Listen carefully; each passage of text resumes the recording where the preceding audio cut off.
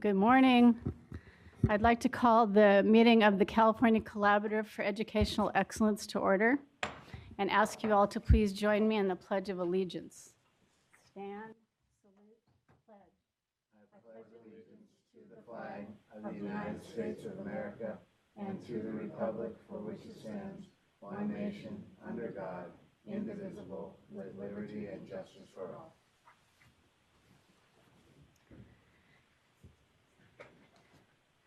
Thank you. I acknowledge that we have a quorum present. I want to make just a few announcements before we get started. First, my announcement is that I am under strict orders to be out of here by noon because we have another meeting this afternoon at 1:30, but I don't think we'll have any problem with that, and we won't be rushing through discussions. First, just to remind board members that letters from the public, if we have received any, are aggregated and filed in the electronic folder sent to you by Erica. I don't believe we had any letters, Erica. Okay. If you are members of the audience, sign-up cards are available on the table here next to Erica. If you wish to speak on an item, you should complete a sign-up card and give it to Erica. Public comment will be limited to 2 minutes per speaker, and Erica will remind you of when that time is up. If you wish to submit materials to the board, I would ask you to provide at least 15 copies with the item number that it pertains to noted on the materials, and please give that information to Erica for her to distribute. Just a friendly reminder for members of the audience and staff to introduce themselves and identify who you represent prior to speaking. And just for board members, since we're back in our regular place, you know this, but please be sure to turn your microphones on when you're speaking and off when you are not speaking because we are streaming. So we want to make sure that our audience out in the ether can hear us. I want to acknowledge two people. First, Mr. Glenn Price, who is here representing the Superintendent of Public Instruction. Per Education Code 52074, Superintendent Torlakson is allowed to designate individuals to serve on his behalf at these board meetings. And Superintendent Torlakson informed the chair and Dr. Cohn that he has designated Chief Deputy Superintendent Glenn Price to serve on his behalf. We appreciate you being here. And Mr. Price has previously taken an oath of office, so we don't have to take additional action. Welcome, Mr. Price. Also, just want to acknowledge this is Mr. Sabrante's first meeting as our vice chair. I appreciate that. And want to acknowledge all of the service of Dr. Watkins and appreciate that over the past year. So I think we'll get started with item 1, which is approval of the minutes. I hope everybody's had a chance to review the minutes, and if so, I'd ask for a motion on the minutes. So moved. It's been moved and seconded. Is there any public comment on the minutes? Seeing none, all those in favor, please say aye. Aye. Aye. That passes unanimously. Item number 2 is a request for a date change for our August meeting, and we're asking that we change the meeting from Thursday, August 2nd to be moved to Thursday, August 23rd. Any comment on that proposal? If not, I'd ask for a motion. It's been moved and seconded. Any public comment on the change? Seeing none, all those in favor, please say aye. Aye. That item is approved unanimously. I think I forgot to say aye, but I meant to. Item 3 is our Executive Director search update. As you know, Dr. Cohn is retiring, and we have engaged the services of Leadership Associates to help us with this effort. And Dr. Sally Frazier is here, I believe, to provide us an update. And I would, while Sally's coming up, just call to your attention, there are a number of attachments to this item. I, for one, am very appreciative. I know Michael Watkins and I are working on this as a subcommittee of the really thorough work that's been done and that's been provided to the board. So Sally, welcome, and appreciate you being here.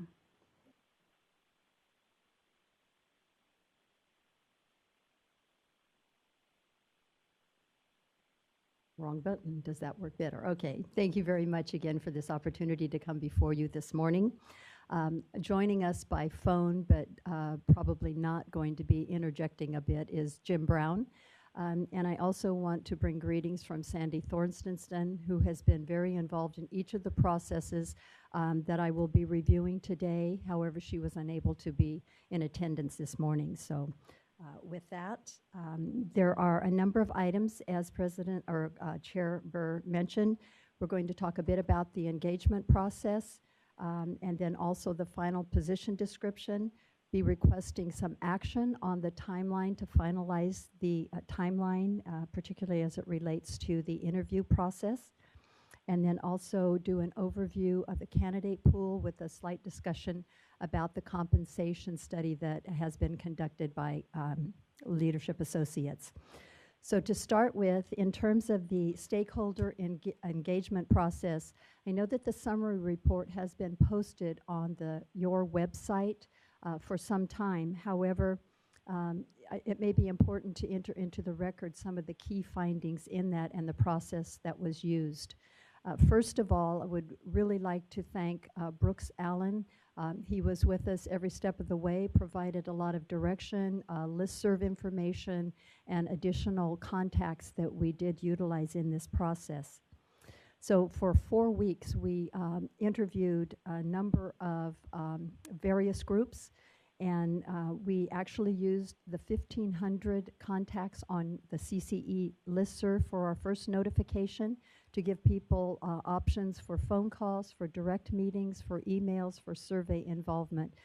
It really was key to us to get as much input as possible. After that, we did have one face-to-face meeting in February held here at the CDE, and thank you very much, Mr. Price, for that arrangements that you helped us with on that. Then we sent a second email out to a list that Brooks Allen had given us to ensure that we were covering all stakeholders that were of particular interest to the CCEE. So included in this report are a list of names of people we actually spoke with, so that you have that as well. We spoke with staff as well as many, many groups that have keen interest in this position. On March 12th, we did have a phone conference, which both Sandy Thorstenson and Jim Brown were involved with your committee, Sue Burr and Michael Watkins. And at that point, we reviewed the engagement group report and developed, finalized the position description, which also has been posted on your website for some time.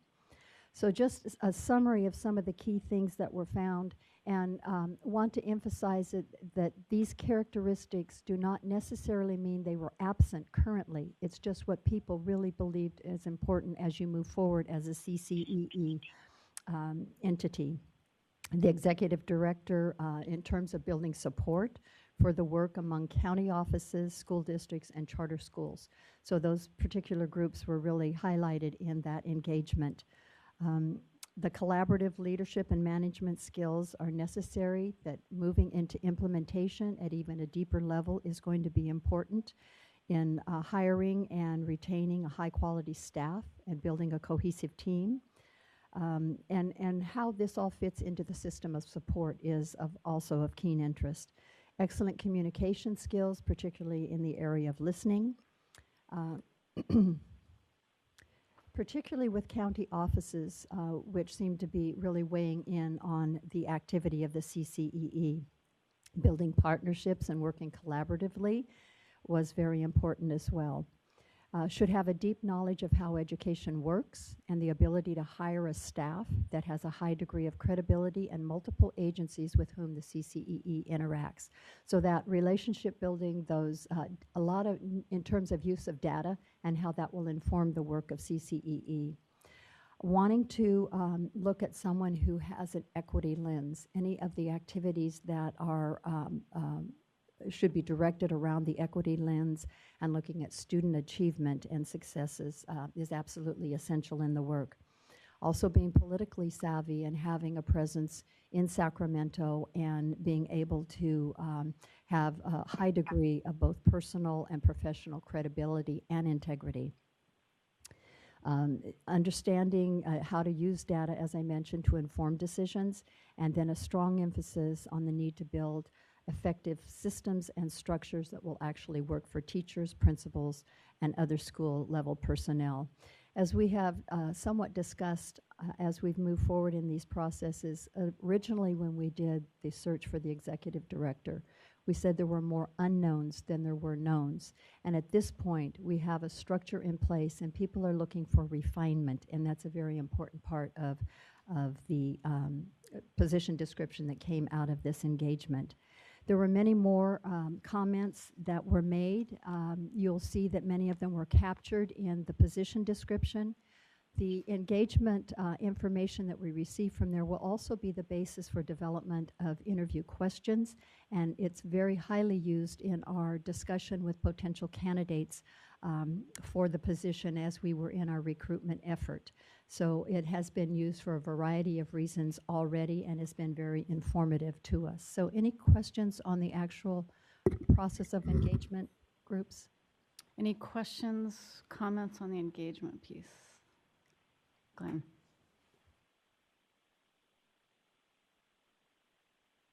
Well, first of all, Dr. Fraser, I'd just really like to congratulate you and Leadership Associates for this excellent work. It's really, really, really strong. And I guess it's now the time to comment or question on the summary of the process. Sure. Okay. Yeah. I guess as we were reviewing this with Superintendent Torlakson yesterday, one of the questions we had is, was there anything surprising for you that came out of the stakeholder engagement process in terms of, or what was most surprising that came out for you? I'm not sure that surprising would be the word that I would use, but I think as we look at refinement and moving to the next level, the next phase for the CCEE's work, we looked at use of data, we looked at building systems with those that already exist, needing clarification between roles. What is the role of the CCE that distinguishes itself from other entities that are out there? How does it keep its voice in front of the legislature, because that will be important as you move forward as an entity? How does the CDE work with county offices, with charter schools, with the various equity groups, interest in equity? How does all that come together? And they're looking to CCEE to provide that guidance. And I think that's more of the unknown versus the known. Now that there is a known that it's part of the support system for student achievement, how does it actually fit into that system? So I would think that's probably one of the key uniquenesses that came out, that bringing it all together and taking it to that next level. Does that address? Totally. I was kind of expecting to see a number 11, like ability to leap over tall buildings, or that's number one, I think, if you don't get past that. Because there's a lot there, and when we were kind of just reducing it down, it seemed like the key theme that was coming out was collaboration. Yes. You know, it was kind of woven through the whole thing. I guess later on you're going to brief us on the applicant pool, but I guess as we move towards that, maybe you could be thinking about how well you feel the applicant pool is reflecting these characteristics. Good, great, thank you. Okay, so moving to the position description. At the prior meeting where Jim Brown and I were in attendance, we had the prior position description. This current one has been revised to reflect some of those key things that came into the process through the engagement groups. There's quite a definition of the role of the CCEE, both at the beginning and at the end of the document. And I don't know how much detail you want to go into that specific job position statement. However, we did encourage any applicant who asked for an application to thoroughly review this, because we think that it really captured many of the themes that came up in our work with the engagement groups. So that was very important to us. Again, this document will be used as we develop questions for the interview process and as we move forward with further discussions with those people who have actually applied for the position. So that's how this particular document is used. And we had that meeting on a conference call, which Sandy Thorstenson and Jim Brown were also involved with Sue Burr and Michael Watkins, to review the more fine-tuning on the position description, and it has been posted on your website. Let's just stop there for a second too, Sally. Does anybody have any questions or comments? Or as Sally indicated, Michael and I did have a chance to look at this and essentially sign off on it, and we did think it captured refinement from the initial position description, but again, what we just talked about, the stakeholder input was also woven through here, so. Okay, I don't see any questions. Okay. The next item has to do with the search timeline, and there are a couple of key dates on there that we want to particularly look at, and there's also some wording change that is significant on the timeline. The dates that we're obviously past the April 9th deadline for applications, and we're here today at April 12th. But if we move to May 8th, that language is actually that consultants complete comprehensive, subcommittee meets with the consultants, reviews all application, and selects candidates to be interviewed. At this point, we do not have finalists. They're simply candidates that will be involved for interview, and that is scheduled for a conference call with your subcommittee and Sue Thorstensen and Jim Brown and myself. So we will be reviewing each of the applicants, making our recommendations for interview, and then the final selection of who will actually be interviewed and how many will be interviewed will be made at that May 8th meeting. The next important meeting is May 24th and 25th, where you will be determining who the finalist will be for the position.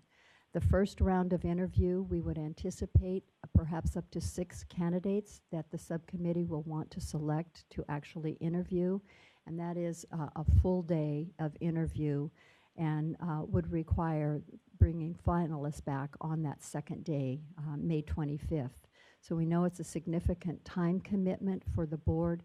However, it's a very important commitment as we look at being able to bring forth as many candidates for you to consider as possible.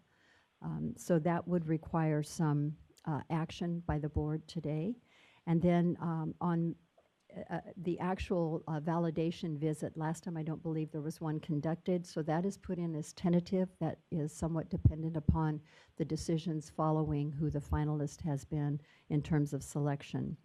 And then the target was your June 7th meeting to make the actual appointment and contract for the selected finalist for the executive director position, and that needs to be scheduled for a regularly scheduled meeting, and that's why that June 7th date became so important with the hiring date of July 1st.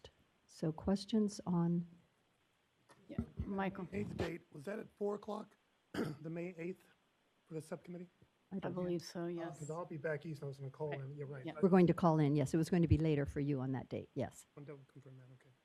I had a couple questions. Sure, Tim.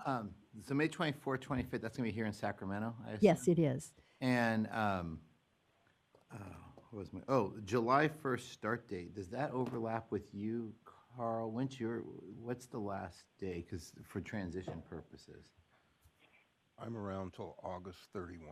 Okay, good. All right. That's what I wanted to make sure. All right.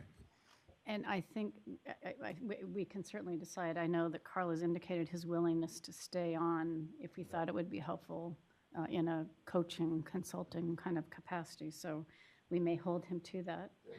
Glenn, did you have any comments or questions on the timeline? So just a couple things just to reiterate, because I think we probably are going to take action on this, right, to finalize the timeline. On May 8th, that should read, advisory subcommittee meets with consultants, reviews all applications, and selects candidates. So if you strike out finalists and instead say candidates to recommend to the full board, Michael and I will be making that recommendation and asking you to act on it at the May 24th meeting, just prior to interviewing I think we also want to say candidates on that, right, Sally, instead of finalists? Yes. And so the only thing I'll just say about the 2-day thing, I know everybody's been alerted to hold those dates. The last time we were able to do it in 1 day, you know me, I'm like, I'd like to do if we can. I think it would be helpful because I know it's a strain on other people's calendars to actually hold 2 days. And we do, the board in the past and continues to really want to participate in these. So just if we can kind of keep that in mind, but we will continue to hold the 2 dates. The other thing that we should talk about a little bit is this validation visit, and I'll come back to that in a minute. And just the very last one, Sally, that now our meeting is August 23rd. We just approved that date change, so I think we can add August 23rd because the goal setting and evaluation workshop will be as part of our regularly scheduled meeting. Good, okay, Right. thank you for that. Mr. Baca. I note that you do not have a microphone at our table. I don't know if that's a reflection or because we needed to be finished by noon. Yeah. But I did point out that the meetings on May 24th and 25th will be agendized meetings. Yes. You can go into closed session at those meetings, but there will be an opportunity for public comment. Okay. Okay, so I'm going to repeat that since you're not on the stream, but we'll get you on. We will get you a microphone, I promise. We believe in free speech. The May 24th, 25th date for the conversation that Michael and I will have as the subcommittee will be publicly noticed. But we do have the ability to go into closed session, which we will do since these are personnel matters, to review those candidates. So appreciate the clarification, Jim. Yes. So, Mr. Baca, if I'm understanding you correctly, if it's agendized for May 24th and 25th, do we have to meet on the 25th, or how do we cancel the meeting on the 25th if we're done with our business on the 24th?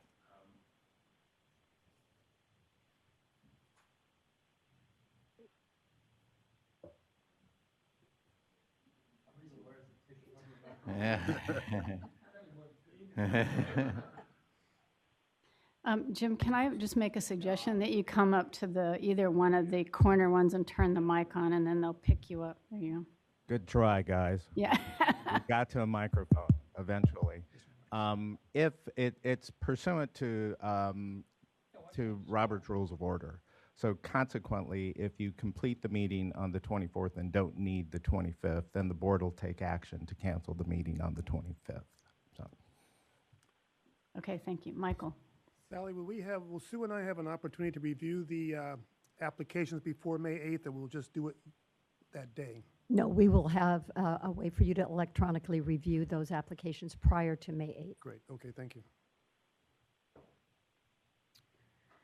Okay, so I think we're clear about both the May 8th. Let me just, Jim, can I ask you this? I think you said both the May 8th and the May 24th and 25th meetings will be agendized, right? But we have the ability to go into closed session because The May 8th meeting does not need to be agendized because it's an advisory committee of the board that is less than a quorum. Okay. So that does not need to be agendized. Okay. The May 24th and 25th meetings do need to be agendized. Okay. We likely will agendize it as a meeting on the 24th and 25th. So a meeting that starts on the 24th and may be continued to the 25th, so that the board does have the ability, per Tim's comment, to not meet on the 25th and to cancel that part of the meeting. Okay. We'll work with Erica to do that. Okay. So then the issue that's before us is whether or not the board feels it's necessary to conduct a validation visit to the leading candidate's work site. And I think as Sally mentioned, we did not do that in the past, and I'll just say for me, this job is different, substantially different than what happens with superintendents.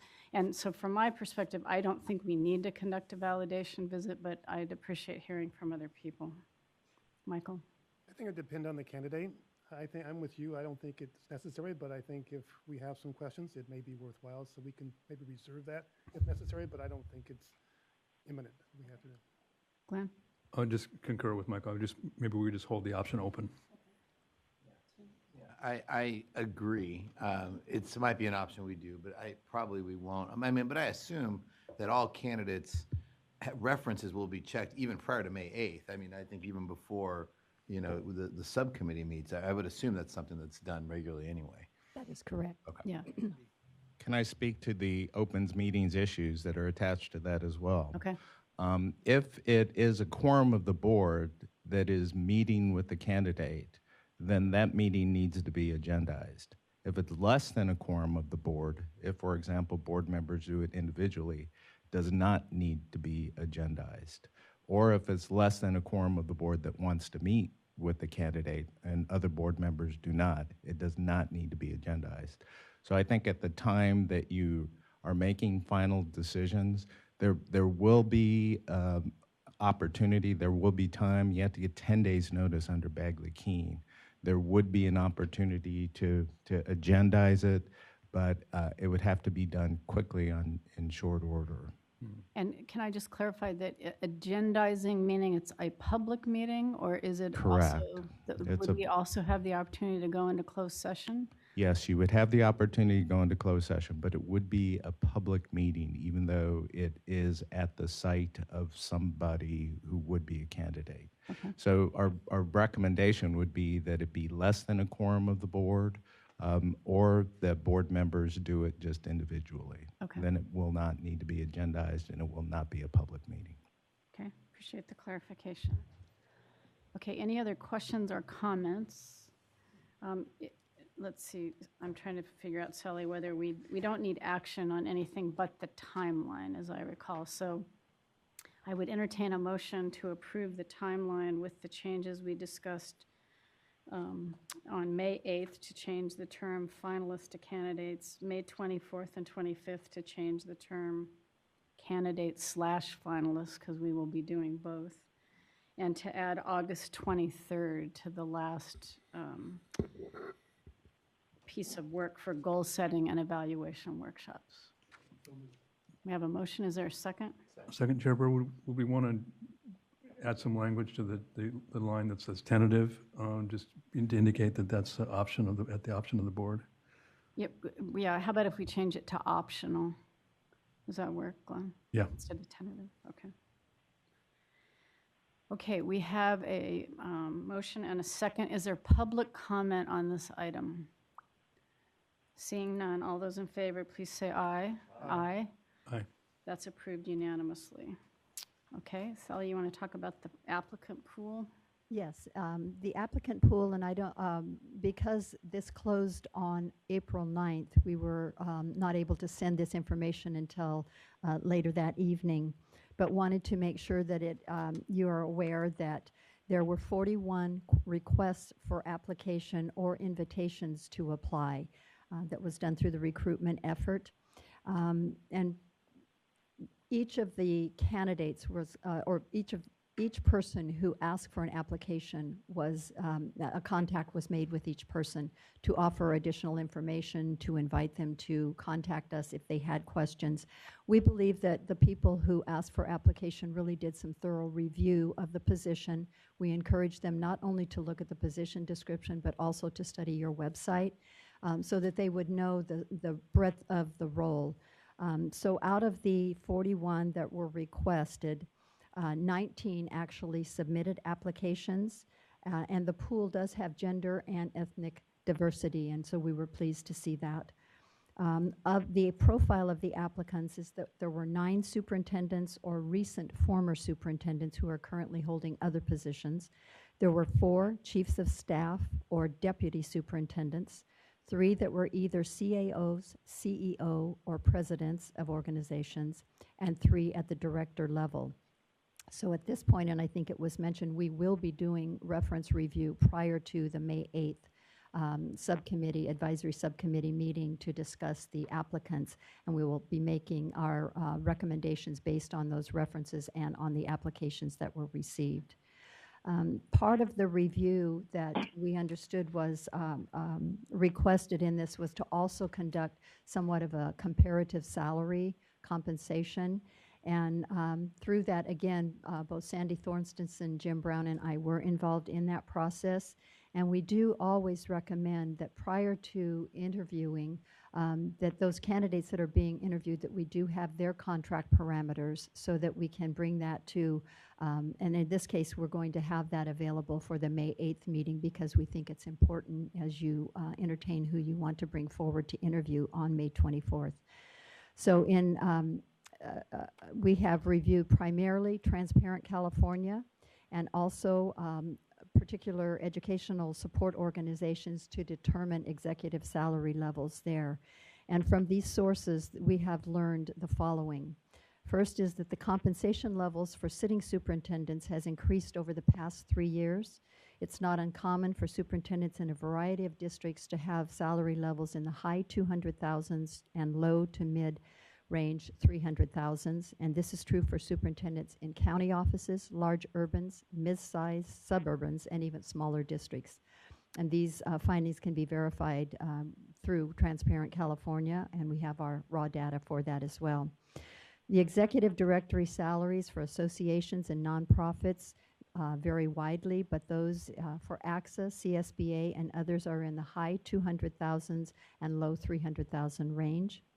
For personnel employed by the state of California, there's also a wide variation in salary levels depending on the position. Higher salaries tend to be found in the medical and financial positions, as well as in law enforcement, the prison system, and fire protection management. And some of these salaries tend to be in the $250,000 to $500,000 range. Transparent California also provides compensation data for a category called View All Salary Records, and this category includes employees of the university system and others. The highest salaries of any positions can be found on this site, with some ranging into the millions of dollars. The desired qualities and characteristics for the next CCEE executive director call for a person with a strong background in leadership and management at the high executive level, a track record of success in improving performance, whether of students or staff, and a considerable degree of professional expertise in matters related to curriculum management. These suggest the importance of considering a higher salary range than for some other governmental positions. Some of the candidates who are considering this position are currently in the 300,000 plus compensation range. Other variables that could affect compensation for this and other CCE positions are the length of the work year, the possibility to earn income outside of the CCE, assuming this presents no conflict of interest and does not negatively impact CCEE work requirements, and external funding to support the work of the CCEE. So again, we will present the candidates' contract parameters at the meeting with the CCEE Advisory Search Committee to select candidates for an interview, and the search committee can then decide whether there are any compensation issues which would prevent the candidate from taking the job if it were offered. And so for any candidate, the final amount will vary according to the background of the finalist and other variables such as the length of the work year, salary schedule, and bonus for meeting or exceeding established goals. So that's some of the research that was done in terms of the salary compensation that we bring just for your attention. Questions or comments on the last piece, applicant pool, or Glenn? Yeah, thank you for that last piece of information. And that documentation was not included as part of the agenda? No, it was not, but it is available if you would like to have it submitted. Very much so, if it'd be possible to maybe post it and circulate it. And you know, just to editorialize a little bit, remaining cognizant of our time constraints, it's become increasingly difficult to recruit high-quality individuals at the state level because of some of the constraints on our salaries. And I'll note, Dr. Frazier, that when you cited the higher salaries at the state level, that you didn't include education as part of that group. And you know, at the state level in education, we're competing with counties and we're competing with local districts, as you mentioned. And something really needs to be done about that if we're going to be able to recruit high-quality talent into state service, continue to be able to recruit high-quality talent at the state level. So I would just encourage us as a board, because we do have some flexibility here as the CCEE with the Marin County office as our fiscal agent, to be thinking about salaries at a higher level to be competitive, but also to be cognizant of how we could be advocating at the state level to make some reforms around how our salary schedules are laid out at the state level to be able to bring in some of the kinds of talent that we need at this level as well. Looking for a raise, Glenn? I'm term limited a little bit here, but wouldn't be rejected. I appreciate that. I also want to reinforce what Glenn said. I do think that in our last search, because we sort of came up against this issue as well, we did make public the summary of the comparison salaries, and I do think that's important for us to do. So If it's available, I don't know if we can post it now. We can post it as part of this item, definitely at the next meeting. We need to be sure that we have that available. And I'll just say, I'll be the budget person here that I am, that it is a challenge when you have a statewide organization to set the salary, because while it's true there are lots of people in state government that are making high salaries, as you appropriately pointed out, salary, they're typically medical people. I think the $1 million people are physicians at UC. And so they have a different set of skills. But we also have elected officials, as you know, Glenn, that make substantially below $200,000. So it is a trade-off, and I certainly want to get the absolute best candidate, but we are in a different environment than in local agencies. So I just think that for our own purposes, we need to have the data in front of us, and we can all make rational decisions and recommendations about that. We also, just in terms of managing our own budget, whatever we're using for compensation then is not available for programming and for providing support. So just as it is in any other organization, it's kind of a zero-sum game that we have to be aware of. But I really appreciate you bringing it to our attention and doing the work that you have done already on comparison salaries, and letting us know that some of the folks who are in the pool really have that kind of expectation if they're going to move to our organization. So any other comments, Tim? Yeah, just to reiterate, I just think putting that information out publicly on our website of some sort, so that way when we, do extend an offer, people can see that the salary is within the range for that skill set and similar positions. So it's important. I would also, Brooks, I don't know if you, on behalf of Marin, because I know as I recall, and Karl, you might remind me of this, that when Riverside was our fiscal agent, we were also looking at what the salary ranges were for that particular organization. So it seems to me we would want to do the same thing now that Marin is serving as our fiscal agent. But Brooks, any comment? Yeah, I mean, we could certainly do that. I also would just point out the difference, as you may recall from our July meeting last year when Marin came on as the new fiscal agent, is unlike Riverside, which had all CCEE staff actually placed on their salary schedule. With Marin, to provide more flexibility and to be nimble, folks are outside of that and they're all hired as professional experts. So it wouldn't be directly applicable, but certainly as a point of reference and context, we could provide that as well. Okay, thank you.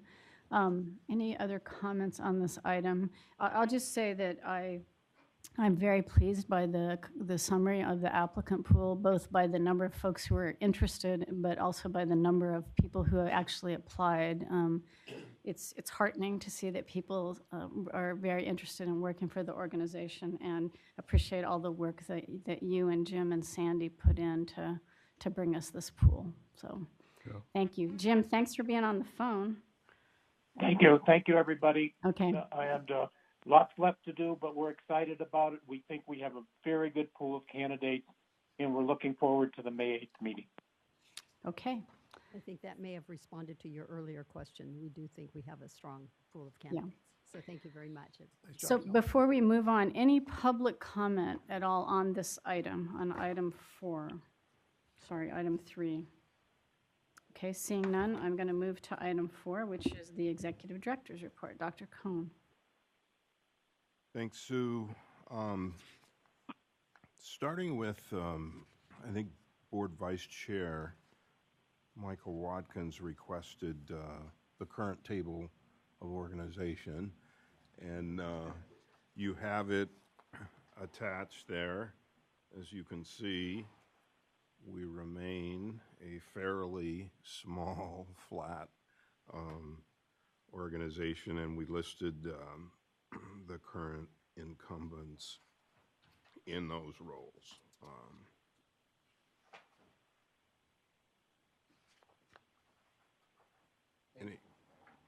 Any questions or comments? Okay. Karl, I had a quick question on that, and maybe this just thinking about as we go forward in transition. I noted that it's small but also very flat. If you have any thoughts around maybe moving forward, whether the next executive director would have the same number of reports. I mean, you have a lot of people reporting to you, and that's maybe part of the coaching that you could provide going forward. I always view it from the point of view of you get to sort of restructure the organization if you so choose. And so where I'm very comfortable with this, a new executive director might want to make some kinds of changes with this. Okay. You know, and I'm sometimes embarrassed to get out there and find out the things that I don't know, but I, you know, constantly read that annual Dan Walters column about how vocational education and all of these wonderful career opportunities are absolutely gone. They're no longer in California public schools. And so I was absolutely delighted to visit Victor Valley and to see up close and personal the state's huge investment in CTE. And as you walk through and you see these youngsters in literally state-of-the-art facilities, it makes you very proud of where we are. And so saw culinary arts, graphic arts, computer coding. Everybody claims that auto body and repair is gone, but it's alive and well in the high desert, and it's all according to industry standards. And the other thing, you know, we talk about college career and civic engagement, and I was absolutely moved by this wonderful relationship that the culinary arts program there has with the local homeless shelter, providing weekly meals for that facility and feeding 2,500 indigent families each year at Thanksgiving. So very impressed. We continue with the board governance training in LA Unified, no small challenge there. As you know, they're facing major fiscal challenges, and they have a search for a new superintendent underway. We're helping them on establishing mission, vision, beliefs, and goals. And as everyone knows, the board at first blush appears to be fairly divided in terms of how the media views it as pro-charter versus pro-traditional, and I see the board coming together around the notion that we're going to serve all kids no matter whether they're in traditional public or charter schools. So that's heartening.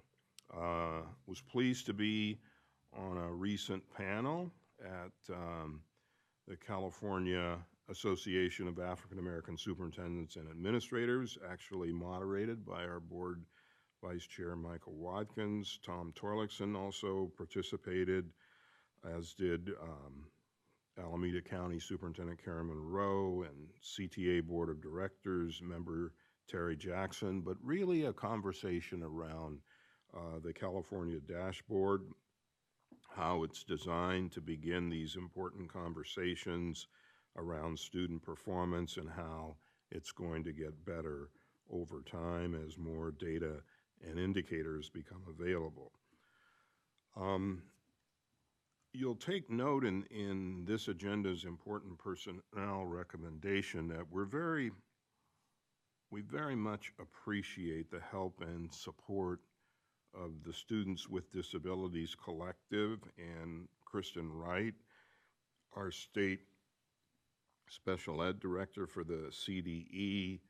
They all were involved with us in helping to select an outstanding national leader to help us lead the work of getting the right kind of assistance to the 163 districts in our state that have been identified for differentiated assistance because of the performance of students with disabilities. The search for data is critical, and we're working with Tom Hare and Chris Cleveland of Harvard University, and we're planning, once our new director is here, to actually spend a week out there in the field listening to the diverse challenges faced by all of these districts and better serving students with disabilities. Last week, we were at the joint legislative committee hearing, the joint hearing of the Assembly and Senate Education Committees. They're very interested in our work, especially what our pilot work looks like on the ground. And so I was joined by Victor Valley Superintendent Ron Williams and our CCEE consultant, Dr. Chelsea Kang Smith. A lot of engagement with members of that committee and high interest in the work that the CCEE is doing. Thank you, Dr. Cohn. Are there any questions or comments? Michael. On the governance training with LAUSD, is that pro bono or are they contracting with the CCE? What's that process? No, we're providing it because we're working with them as one of their pilots in local district central. We are not charging them any money. Tim. Yeah, first, Karl, I want to congratulate you adding a C to CCR, you know, College Career and Civic Readiness. So that's, you know, that's the new moniker, CCCR. I like that. That's good. I'm also really pleased to hear about the Victor Valley visit. And it's one of the reasons I brought that up at the last meeting about CTE, because it isn't dead. There is pockets of excellence all over the state. And there's a real thirst in the state, in the field, you know, for, you know, that type of work to being done. And you're seeing a real renaissance in certain areas. It isn't everywhere, but it's expanding. And I think it's expanding into the traditional academic classes that maybe, you know, you always had those in vocational ed or CTE, that was always part of what they did. But you're starting to see it now in the more traditional academic disciplines as well, where they're really embracing that. And one of the reasons I specifically asked about that at the last meeting, about are there any networks around CTE, and, you know, I guess there really aren't.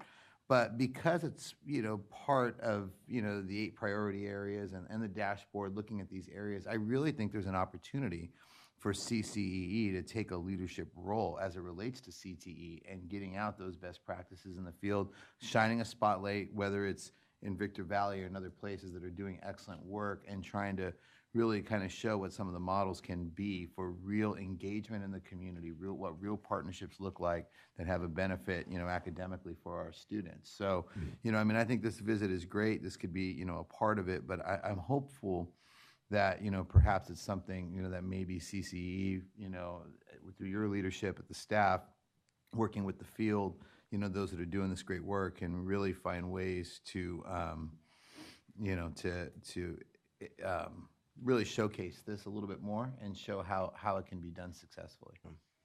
I was, I don't know how to put this other than watching the computer coding class. I asked some embarrassing questions that branded me as something of a Luddite and a Neanderthal. So it's nice to get out there and learn. Michael, and then Glenn. Yeah, I'm piggybacking on what Tim was addressing around CTE. It may be something to think about. Do you hire an expert in CTE so we can really champion that cause statewide, as opposed to like you're doing in special education or other pieces? So just a thought, you know, as you think about moving forward with the organization, or That's a great suggestion. Glenn. Yeah, I would concur with that. And Dr. Cohn, I think the watchword in computer science right now is you either code or be coded. So you got to be careful there. But I wanted to go back just for a moment here to the governance training. And first, just thank you so much, Dr. Cohn, for making that such an integral part of the work of the California Collaborative for Educational Excellence. And I think as we've all seen in our experience in the districts that have been identified for differentiated assistance, as we look forward to the districts that might come into level 3, our more intensive work, as many of us in the room work with the districts that are currently in state receivership, we see the ongoing need for lots of work in governance in a real positive way, and at the same time, a real dearth in capacity in our state to provide that kind of assistance. So I'm wondering, based on your experience, both working with California Collaborative for Educational Excellence and other experiences that you've had, what maybe this doesn't have to be answered now, but as we move towards this transition at the executive director level, what recommendations you would have for the collaborative to be able to systematize this work? It seems to have rested a lot on your personal capacities, and I'm wondering how we can move it forward in a more systematic, might be a way to, a word that I would use, or just in a broader scale, because the scale of need, the depth of need is pretty vast. Right. It's an incredibly important issue, and I always joke with the Los Angeles board, the truth is they're not really more dysfunctional than other places. It's that the media covers them on a daily basis. And as we move around the state, we see this up close and personal in places that only have a one-day-a-week throwaway newspaper. But if we really want to accelerate student performance, especially with regard to our historically underserved students, we have to work hard on the governance challenges that are impeding that work. I think one of the important things that we can do is sit down with both AXA and CSBA and to have a frank conversation about where we are and what we're actually seeing and how we can get those two organizations to come together to focus on this issue of governance, no matter if you're in the second largest school district in the country or a small place out on the California-Arizona border. Thank you. Appreciate your report. The one, I just had a question about the joint legislative hearing. Were there any conclusions about, or was it just strictly an information hearing? It was strictly an information hearing about the statewide system of support. We also appeared with Judy White, who, as everyone knows, is the superintendent of Riverside County Office of Ed. She talked about how counties fit into that. Superintendent Baker from Thermalito School District also participated, but it seemed largely informational, but a lot of interest in CCEE, and I think it has a lot to do with the fact that we don't have some of the bureaucratic, regulatory, and compliance responsibilities that other entities have, which frees us up to really be a thought partner without baggage.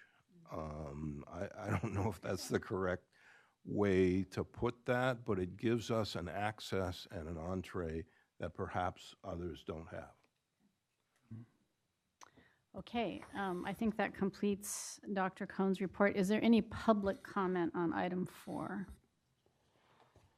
Yes, sir. Please come forward. Good morning. Yeah. My name is Dwight Bonds. I serve as the executive director of the. Is that better? Go, perfect. This one works. Hi, my name is Dwight Bonds, and I serve as the executive director of the California Association of African American Superintendents and Administrators. And I was very excited and pleased about, first of all, this year, the California Collaborative on Educational Excellence. What an opportunity for us to come together and look at ways and structure and strategies and resources to bring about educational excellence for all students. So I just wanted, first of all, to applaud this year's statewide effort. I want to really also to applaud the leadership of Dr. Karl Cohen. He has been a personal mentor to many of our now experienced superintendents who have been extremely successful. We also want to thank Tom Torkson. He's been extremely a team partner, a collaborative, and one has worked very closely with our organization. Last month we had a very exciting statewide conference with over about 800 people that were there. We want to appreciate, again, Dr. Cohen, who did an outstanding presentation on getting a better understanding of the California dashboards. Many of the audience there certainly appreciated a lot of robust conversation and dialogue that was definitely needed, and we were hoping to have more of this here. We also want to thank Josh Daniels, who also came and brought in 5 of the PLNs to share the structure, to share the resources, and share the opportunities that the PLN also brings to the state educational system. So again, on behalf of CASA, I certainly want to thank you. But also just acknowledge our appreciation of our new CASA president, Michael Watkins. I would look really forward to his leadership and working with him. And working with him over the years, his heart and mind has been on equity and diversity. So again, I want to thank you for this opportunity and appreciate so much this organization, the work that you're doing. Thank you. Thank you so much for being here. Michael, congratulations on your new leadership role. Okay, we're going to move to item 5, and this is our budget revision, revision number 2. I'm going to call forward Brooks. Good morning. Good morning. Brooks Allen on behalf of Fiscal Agent Mary Jane Burke, County Superintendent of Marin County. I'm just here to provide a little bit of context before handing over to my colleague Trina Mars to talk a little bit about the specific budget revision for CCE. As you may recall, at the last meeting, we provided a brief overview of what the governor has proposed as far as the overall state budget and the provisions that are specific to the California Collaborative for Educational Excellence. Chair Burr had requested that we come back now that we have a little bit more detail about some of the provisions in the proposed trailer bill, as well as budget provisional language. So I'm just going to run through that quickly here today. Happy to take any questions. But I also want to emphasize, I'll probably do this at the beginning, do it then, this is just what's proposed at this point. We haven't gotten to what we call the May revision as far as where the governor's budget may change or to see the legislative response, but we do have some detail. So in your item, which you have before you, you'll see there's a quick recap that we covered last time, that Governor Brown has proposed budget for 2018-19 that includes more than $70 million in ongoing Prop 98 funds for the overall state system of support. Importantly, as we highlighted last time, this includes for the first time ongoing funds for the California Collaborative for Educational Excellence, a testament to the efforts of Dr. Cohn and the staff to make the case that we should move from one-time funds to have the ongoing CCE support. Now, as part of this, what the budget trailer bill does, as well as the budget provisional language that has been proposed, is it provides some clarity about how they propose to actually allocate that $11.3 million, as far as put some provisions there specific to those amounts. So within the 11.3 of ongoing funds, it's proposed that 3.1 on an annual basis be for general operations. 500,000 would be for facilitating statewide professional development activities. A good example of this are the professional learning networks, as one example that might qualify. $5 million would be for strengthening the statewide system of support by supporting and increasing the capacity of county offices of education to provide differentiated technical assistance, as well as to support the regional leads, county offices of education, and I'll get a little more to that in a moment. And then finally, the last two provisions are one, providing direct assistance to local educational agencies, $2.5 million on an annual basis, and then for the first time, authority on a reimbursement basis of $500,000. And so if those of you are familiar with what FCMAT provides sometimes in their assistance to districts, it allows for a district to come to the CCE and ask for assistance and then be able to basically pay for that assistance on a reimbursement basis with an authority up to $500,000.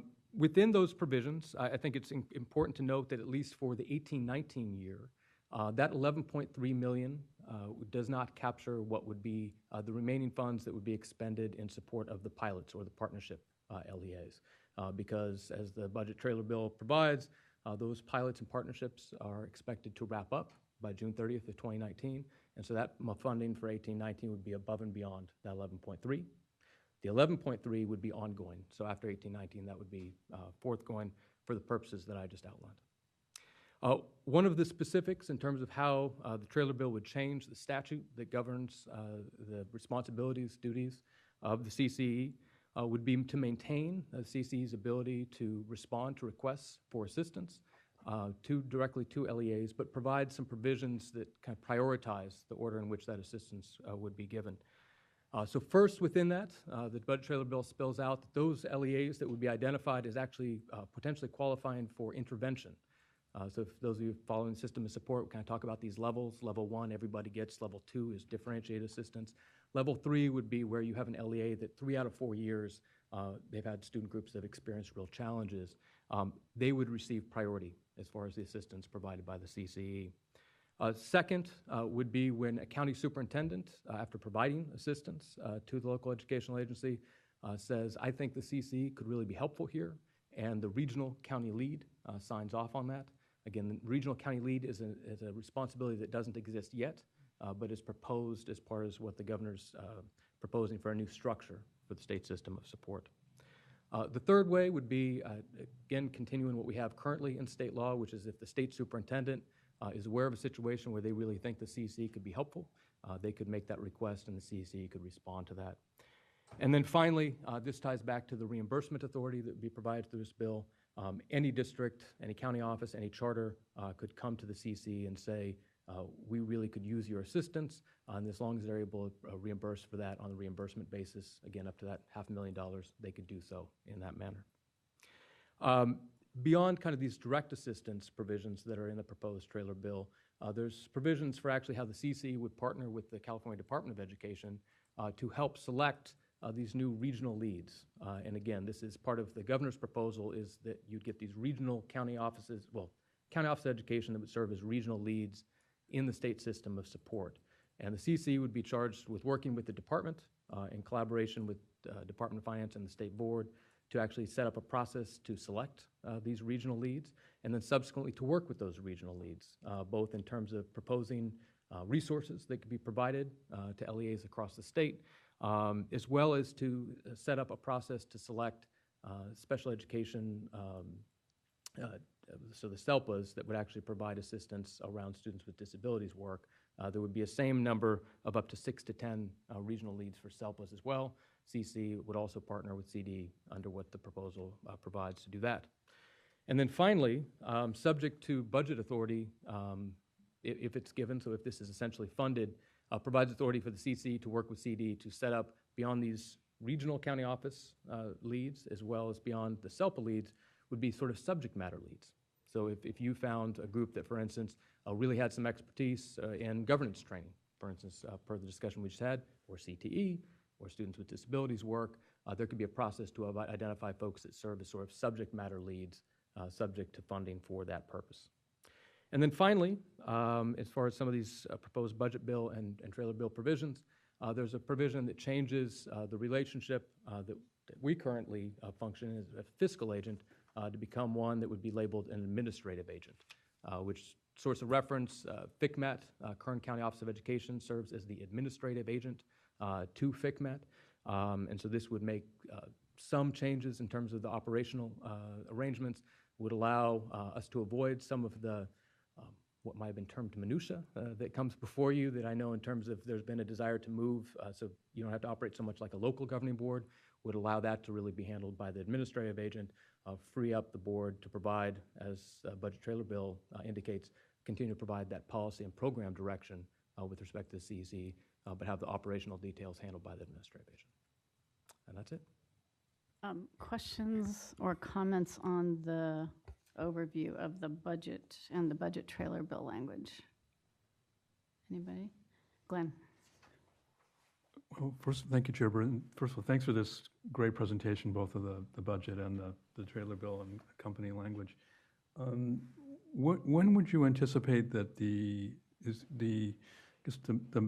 we're in April, so at the June meeting, would we be looking at the final budget presentation, potentially? I mean, subject to the vagaries of the budget process, yes, I would anticipate by that time we'd at least have a much clearer idea of where it looks like we're landing if we haven't landed by that point. But June 7th might be a little bit early for the actual budget bill to have been enacted, but we may have a much firmer sense of, is what I just presented today look like that's going to be the final package, or has it been changed at that point? But more likely would then be August. I think in terms of knowing, and in fact, at that point, because it would have been signed, right, and because it's always urgency legislation, it would actually, it would be in effect then as a statutory change. So I know this isn't as directly relevant for 18-19, but has there been any planning or work so far? If we think about the 11.3 is kind of the ongoing kind of core operations and other funding being layered in. Has there been any work to date around thinking as we get into 1920, how budgeting would kind of look towards getting to that 11.3 number as the target number for core budgeting? Yeah, I guess. I think Karl and I are looking at each other. Short answer, no. Okay. Well, and I do think actually, though, that at least from my perspective, that should be a very key topic on our August 23rd meeting when we're doing goal setting and evaluation planning with the new executive director. That's the way I would envision that. I also think that to the point of, can you attach, or maybe I'm trying to attach the language to specific dollar amounts, but it sounds like there are a couple of almost grant opportunities for regional county offices, and then areas of expertise. Is that supposed to be out of the 5 million, or do we know? So in fact, there was some discussion about the early provisional language that I think some of us have seen. I know Chair Byrd, that you saw. There's some question about that it suggested it could be read as they would be grants that almost the CCEE would act as a pass-through and then identify. In discussions that CCEE staff and I and Dr. Cohen have been on conversations with Department of Finance, we understand that may be clarified to make clear it's not expected that would necessarily be grants as a pass-through, but it would be work done. And in fact, for instance, there's the 5 million, I think, is one thing we discussed in terms of strengthening the statewide system of support, in terms of improving the capacity of the County Office of Education. As I understand it, in terms of hearing the administration's presentation of that, it's a little broader in terms of what that could be. It's not necessarily anticipated that is money that then just has to be passed through as a grant. Okay, that's helpful to know. The other question I have is, and I appreciate you calling out that at least in finance's mind, the pilot projects end in 2018-19, but I just wonder if, especially given the fact that the collaborative will be given reimbursement authority, if there were a desire on the part of any of the pilots or partners to continue, presumably the collaborative could continue to do that. They would just be potentially seeking reimbursement for that work. Is that? In fact, Dr. Molina and I had a conversation along those Okay. lines yesterday. Yeah, I mean, certainly, obviously, we have to see where this all lands in terms of language. There is specific language that says the pilots wrap up by that date, and in fact, there's language about having to report back to that. There's nothing that I think anticipates that if those districts or the county office charters that are involved in those were to come back and say, look, we really think this has been really valuable. We understand the funding for this piece is going to conclude at the end of that fiscal year, but we'd like to continue that relationship, and it all fits within that reimbursement authority. There's nothing, at least as far as I read what's been proposed so far, that wouldn't allow for that to move forward that way. Because I just say on my part, and I don't know what other people feel like, but 3 years is not nearly enough. We always have these conversations in education, like somehow we're going to snap our fingers and everybody's going to learn things overnight, and they don't. They have to, it takes a long time to make the kind of cultural changes, governance changes, et cetera, to really move the needle, in my view, on student performance. So I just hope as we're having these budget conversations, we are allowing for that level of flexibility. Okay. Tarina, before I call on you, I would like to acknowledge and welcome my colleagues on the state board who are here. They don't often get to join us. Feliza Ortiz-Lincon and Karen Valdez. I can't see anybody else behind Brooks, but thanks for being here. Look forward to seeing you later. Tarina. Good morning.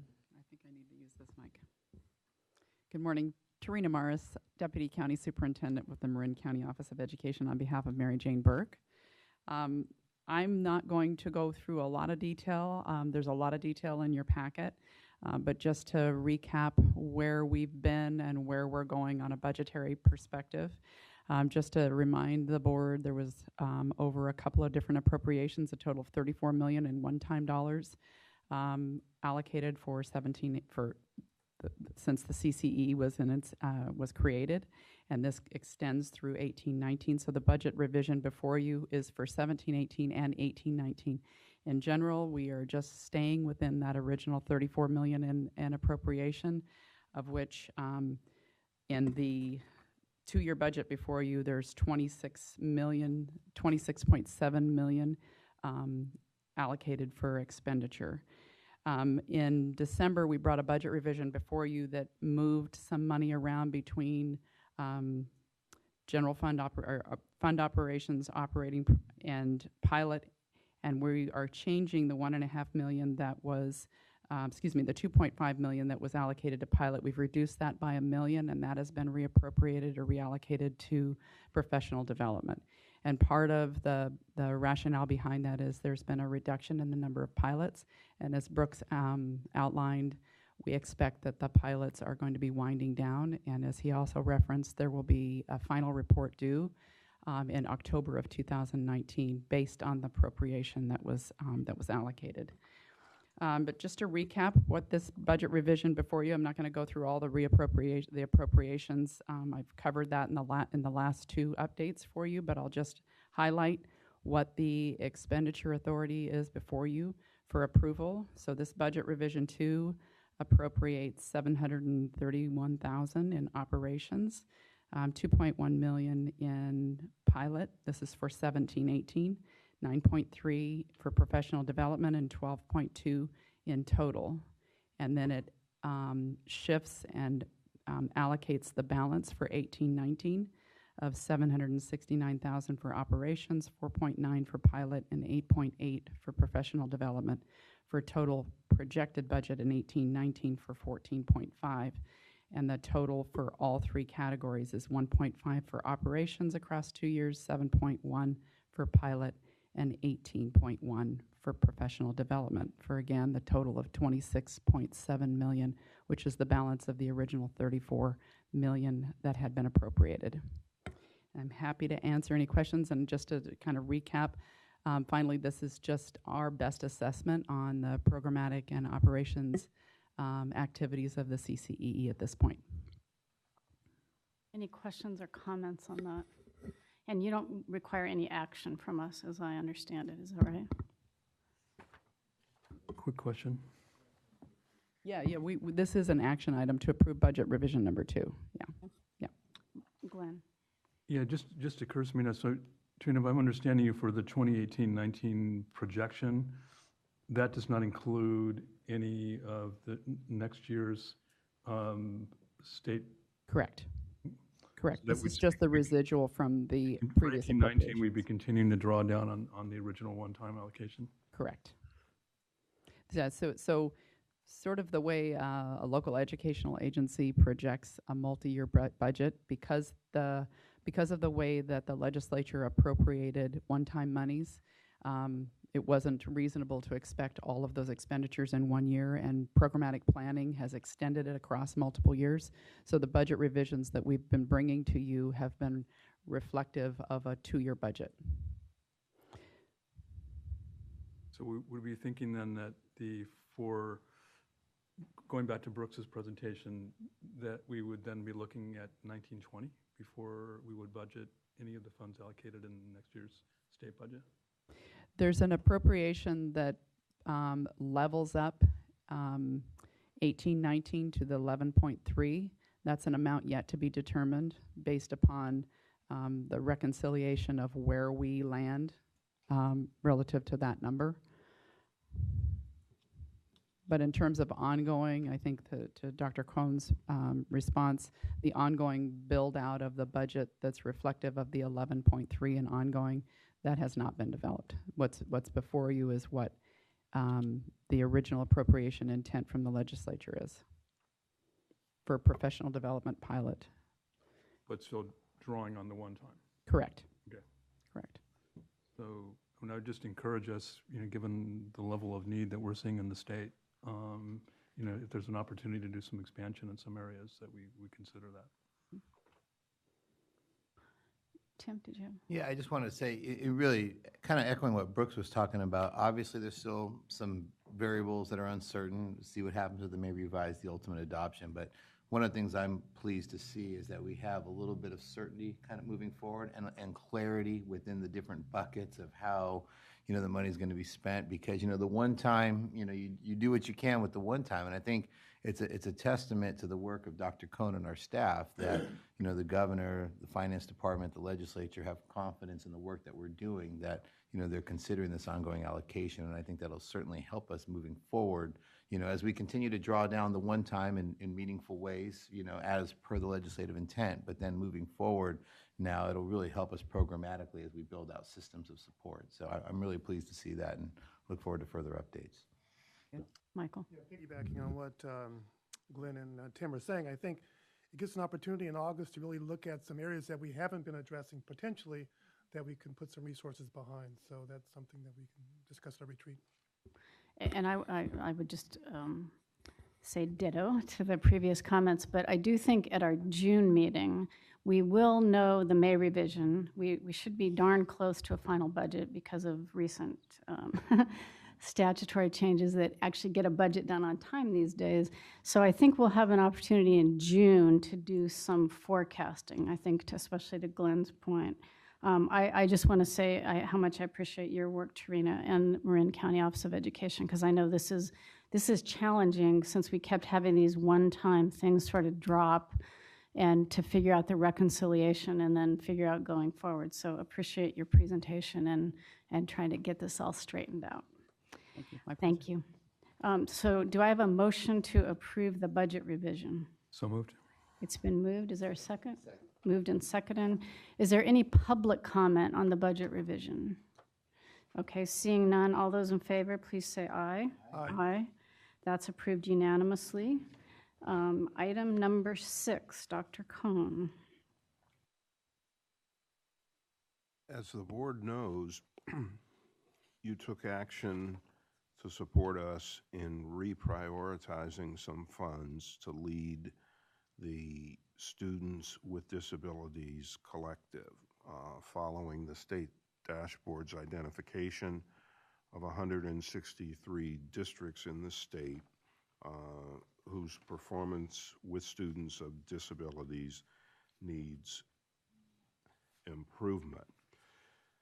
Toward that end, we have launched an effort to recruit an outstanding leader to support this work, and you have before you a recommendation for Dr. Karla Estrada, who is currently the Deputy Superintendent of Academics and Student Support in the Boston Public Schools. We started out with 77 applicants, which indicates that the allure of California and the CCEE is strong, and we whittled it down to 4 finalists, and Dr. Estrada came out in all of the groups that we talked to and involved in the process. She came out as number 1. She is a California girl returning home, and we're pleased when you look at this challenge of, it's often said that sometimes special education problems are rooted in general education. I don't think there's a better person in the country who's actually been working at this than Dr. Karla Estrada. So we're absolutely delighted with this outcome. She'll be starting with us on Monday, April 30th. All right. Any questions or comments on the recommendation? Is the recommendation, Dr. Cohn, the agreement is through June 30th, 2018, but it... Sure. We'll be... Does it get to come back with another agreement, or...? The contracts with our people come July 1, there'll be a new contract. Okay, Michael, did you have a question? Impressive resume. If you look at her resume, very impressive. Yeah. So nice job.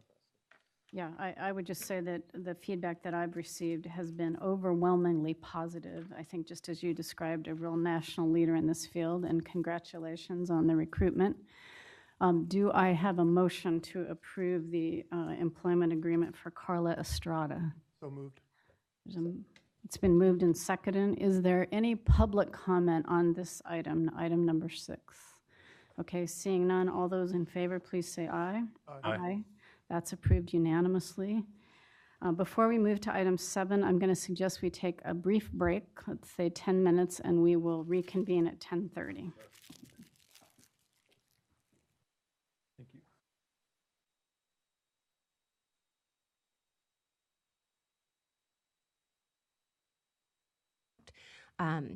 And Jim will be coming up and talking more about the sort of legal side of the procurement service, as procure some updates to the content of the contract itself. And as you remember, it is the total amount of this contract is for $10 for services to support the LCFF test kitchen project, which is ending in June of. $150,000 of that amount is directly districts to support their work on the staff and travel side of this work, and those are those 3 districts: Elk Grove and Oceanside. As of our last conversation, we've gone and re-discussed some of the budgeting and time frame for the work, drawdowns from the Hewlett grant, and rethinking through some of the. We have now renegotiated the contract to run through December of 2018, and in conjunction with the Hewlett grant, we'll be able to cover the full scope of the scope of that test kitchen contract. Thank you. I think Suji has done a great job. It was somewhat complicated because and who was involved. So, and I like it now. I mean, we've through, and I think we got the most out of it. There was some conversation about the bidding process and what the bidding process should be relative to a contract. And I know Davina was here and take a look at it. We have provided a legal opinion with respect to the bidding process you've all received. We go over what the bidding process is and maybe focus on 3 specific issues I think that were raised, and then take some questions from the board. I think the first, not we're even subject to the bidding process, and if we are subject to the bidding process, would it be procurement process or a local bidding procurement process? CCEE being a unique agency is talking about it. That fiscal year to be an LEA agency to whomever we are contracting with. So an analytical stance, we look at the statute, the court would hold that we're subject to the local bidding process. So bidding process, just some specifics about that. If there is over $90,000, it should go through a procurement process. That's laid out in the statute. There are exceptions to that, and the primary if the contract is for professional services. For professional services, you go through a bidding process, although you process. An RFP process is something that is not something that an agency will develop through policy to allow for a more transparent process in terms of the procurement of a contract. But we have determined with respect to the test that, in fact, it is for professionals go through a bidding process. And when you talk about special service requires special skills. Only one person, or there's only one entity that services. And I think the statute that allows for an exemption recognizes that and recognizes sometimes there's a need to do that, and a need, or if it's an ongoing contract, if you have a relationship with legal counsel or a relationship with, so that it doesn't have to be repeated on a regular basis. There's a lot of case law that is attached to the bidding process, notion of professional services. The courts have been very determinations of whether or not something constitutes a professional service. In the case of the test kitchen, we advised Karl and Sue forward with the contract. Brooks was very involved and helpful. So I'm here to see if there are any questions.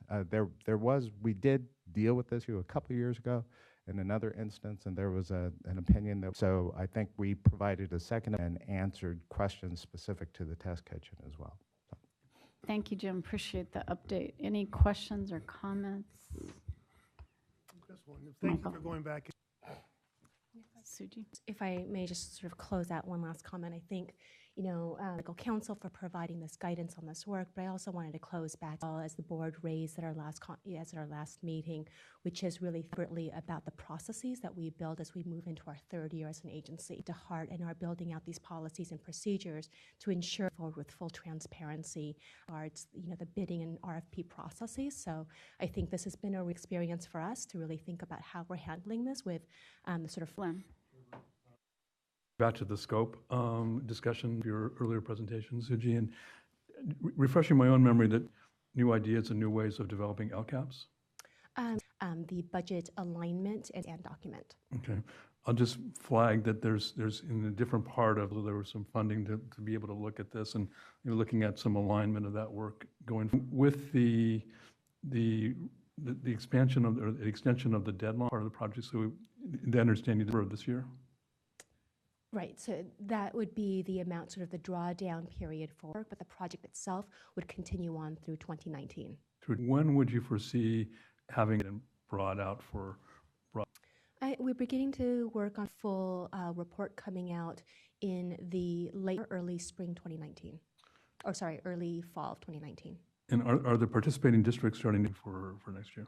I think the initial phase of it is really focused on developing a prototype in the next school year. So with the, let me get my years straight. Implementation, look at what that looks like at the school or the LEA level. Okay. Any other comments or questions? I don't think there's any action on this. This is both Jim and Suji for providing the update. And I just acknowledging it's a learning opportunity and that going forward we do want to be possible through probably an RFP. Comment on item 7 before we move on. Okay, item 8, update on professional development work.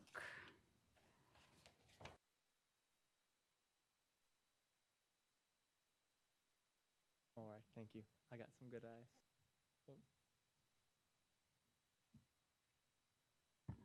Okay.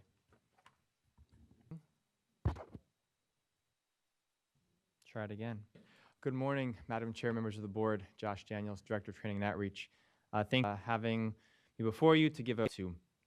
We'll change things around a little bit. We're going to start with components through the components of the modules, and you'll see why I do that at the very end. Just as a brief refresher, this was a revised plan from the particular year, and the Department of Finance approved the plan, as did the board back in August. Starting off with the update on the networks. We have a sort of updated count of the LEAs that are involved in our 56 networks, about 350 participating LEAs. In all likelihood, the number is slightly larger, but we feel pretty confident that this is a minimum number currently as we stand, which is a pretty good range given the number of LEAs that exist.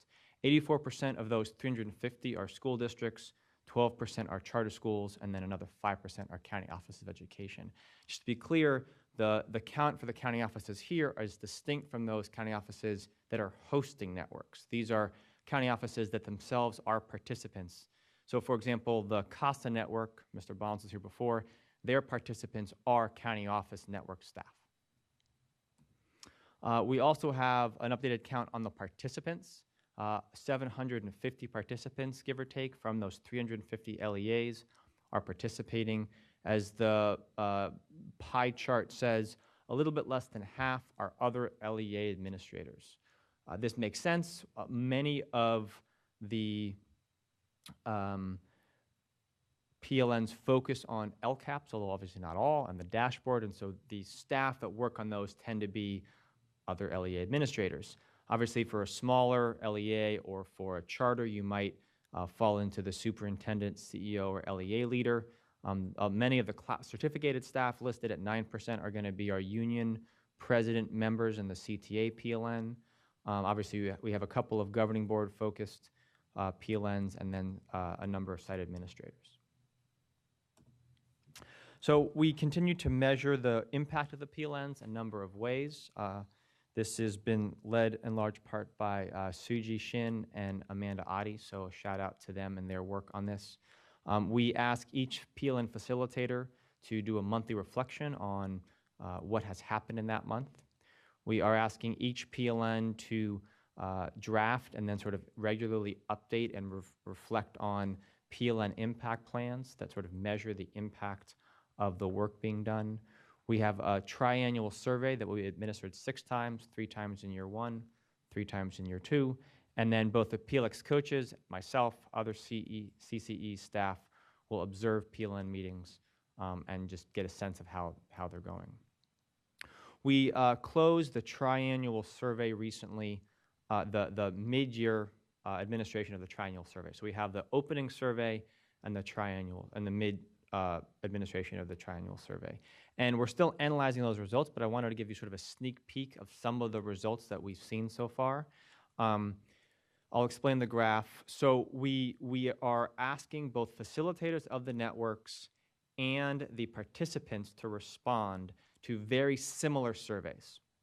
And each of those surveys ask, for the most part, perception questions, either of yourself or your LEA, or of your participants and their LEAs. So the 2 bars on your left are the participant opening survey and the participant check-in survey, which is the mid-year survey. And then the 2 bars on your right are the facilitator opening survey and the facilitator mid-year survey. So this is the change from the beginning to the mid-year for the participants and the facilitators. And we ask in this question the ability of the participants to use LCAP as a continuous improvement tool. So this is participants self-reflecting on their ability and facilitators reflecting on the ability of their participants to use LCAP as a tool. The yellow bar, or the yellow portion of the bar, is that where it says confident in the ability to integrate continuous improvement in everyday work. The gray bar is that they would benefit from implementation support.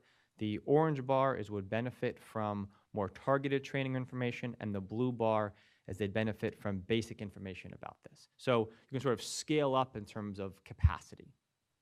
So what you see is the participants sort of assess themselves as having gotten better from the beginning of this process to the mid-year. Not tremendously, but a noticeable, non-trivial shift.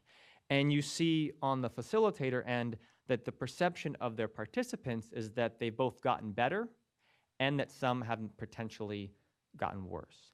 And while there's many ways interpreting it, I don't want to go into it too much, my sense is that the facilitators have a better sense of who their participants are mid-year than they did at the beginning. So that is probably a more accurate, that second bar on the right is probably a more accurate reflection of where the participants are. Obviously happy to talk more about this if you like, but just want to give you a sense of sort of how we're approaching, how we're measuring the work of the networks and the capacity that is hopefully being built in the participants and in their LEAs. A couple of other takeaways from the networks. There continues to be broad interest in the networks and the exchanges. A couple of the challenges we've noted is that attendance of participants for small, geographically isolated LEAs is challenging for some, but not for all. There have certainly been some PLNs that have been successful in bringing in those LEAs into the network, having them attend and having them be really engaged, but certainly some have struggled with it. Similarly, making virtual meetings effective is a challenge for some, but not all. Some of the PLNs try to use virtual meetings as a way of engaging without having to require travel, and while some have been effective in doing so, others have struggled with it. I'd like to invite you all, if you are so inclined to attend, to our end of the year meeting with the PLNs on June 5th. It will be here in Sacramento, and if you'd like, just please let us know and we'll make sure we give you the information. So that's the quick summary of component 3 in the PLNs. Any questions? Any questions on that piece of it, Glenn? Well, as you know, Josh, this is one of my totally favorite parts of CCE's work. I just love this work and just want to congratulate you all for moving it forward. And the success just makes me hungry for more and more. So congratulations on getting this going and for all the progress that we're seeing. On the chart that you were just showing, the ability to use LCAP as a continuous improvement tool, are all the networks focusing on LCAP? No. Many are, and each network is required to incorporate LCAP or the dashboard in some capacity of their work, but some are not. So in responding to this question, some would be able to, maybe some not. Correct. And in the previous slide, Josh, or one of them on the compositions, yeah, this one, if we were to take away the CTA network, or do any of the other networks include certificated staff and/or bargaining unit members? There may be a handful, but for the most part, no. The focus of the networks is sort of on the sort of system-wide level, not on the classroom level. And so in terms of sort of directly supporting a teacher's ability to improve instruction, that's not sort of the focus of the network. The hope would be that the network would build the capacity of the system to in turn do something like that later on. So I mean, just without getting too far into the weeds, just maybe one concrete suggestion that I'd like to make. You know, we're all seeing and we all participate in a variety of different kinds of networks and things going on, collaboratives around the state. But one that has been phenomenally successful, in my opinion, has been the California Labor Management Initiative. And just thinking that some intersectionality of that work with these networks would be really exciting. And maybe one way to go would be to invite reps from the California Labor Management Initiative to the June 5th meeting for some cross-sharing. Could be beneficial, particularly as we start thinking more creatively about how to address some of the governance issues that we were touching on earlier. Yeah. Thank you, Mr. Price. That's a good, I'll reach out to Shelley. So we did actually have some initial conversations with the CD Foundation that's supporting the Labor Management Initiative about sort of participating, and so I'll circle back with her and check in. Thank you. Thank you. Okay, other questions? Josh, can I, just the graph that has the ability to, this one, I'm not understanding the percentage. Can you talk to me about what we're seeing in terms of? Thank you, sorry. This is, so of the respondents, the portion of for example, let's take the bar on the furthest for the left. So what it says is approximately 23% of participants in the opening survey said that they were confident in their ability to integrate continuous improvement into their everyday work. And so we sort of those who responded, the graph sort of by the volume shows the percentage. So if the yellow grows, that means that those who responded saying that they were confident grew as well. Does that respond to your question? So but then on the facilitator piece, the facilitators are responding to their perception of the participants' ability, not the facilitator's ability. Okay. Correct. So the participants are much more confident than the facilitators are. Yes. Okay. And that is one of the themes that we've seen throughout all of the questions. Okay. Thank you. Okay. I think we're ready for the next section. Okay. For component 2, this is the trainers collection. Just a quick update. We now have over 200 registered users as of the posting date for this board meeting. We just completed the first administration of a survey of those users to get a sense of how they're using the library, how we can improve it. Are they using it a lot, a little, not at all? We recently held orientations in San Bernardino and Los Angeles. We had a second batch of submissions that have come in. We sent those to the review teams. Again, these are 7 teams of 7 individuals, 6 or 7 individuals each, that have a variety of perspectives to sort of make sure that we are reflecting the full needs of the fields.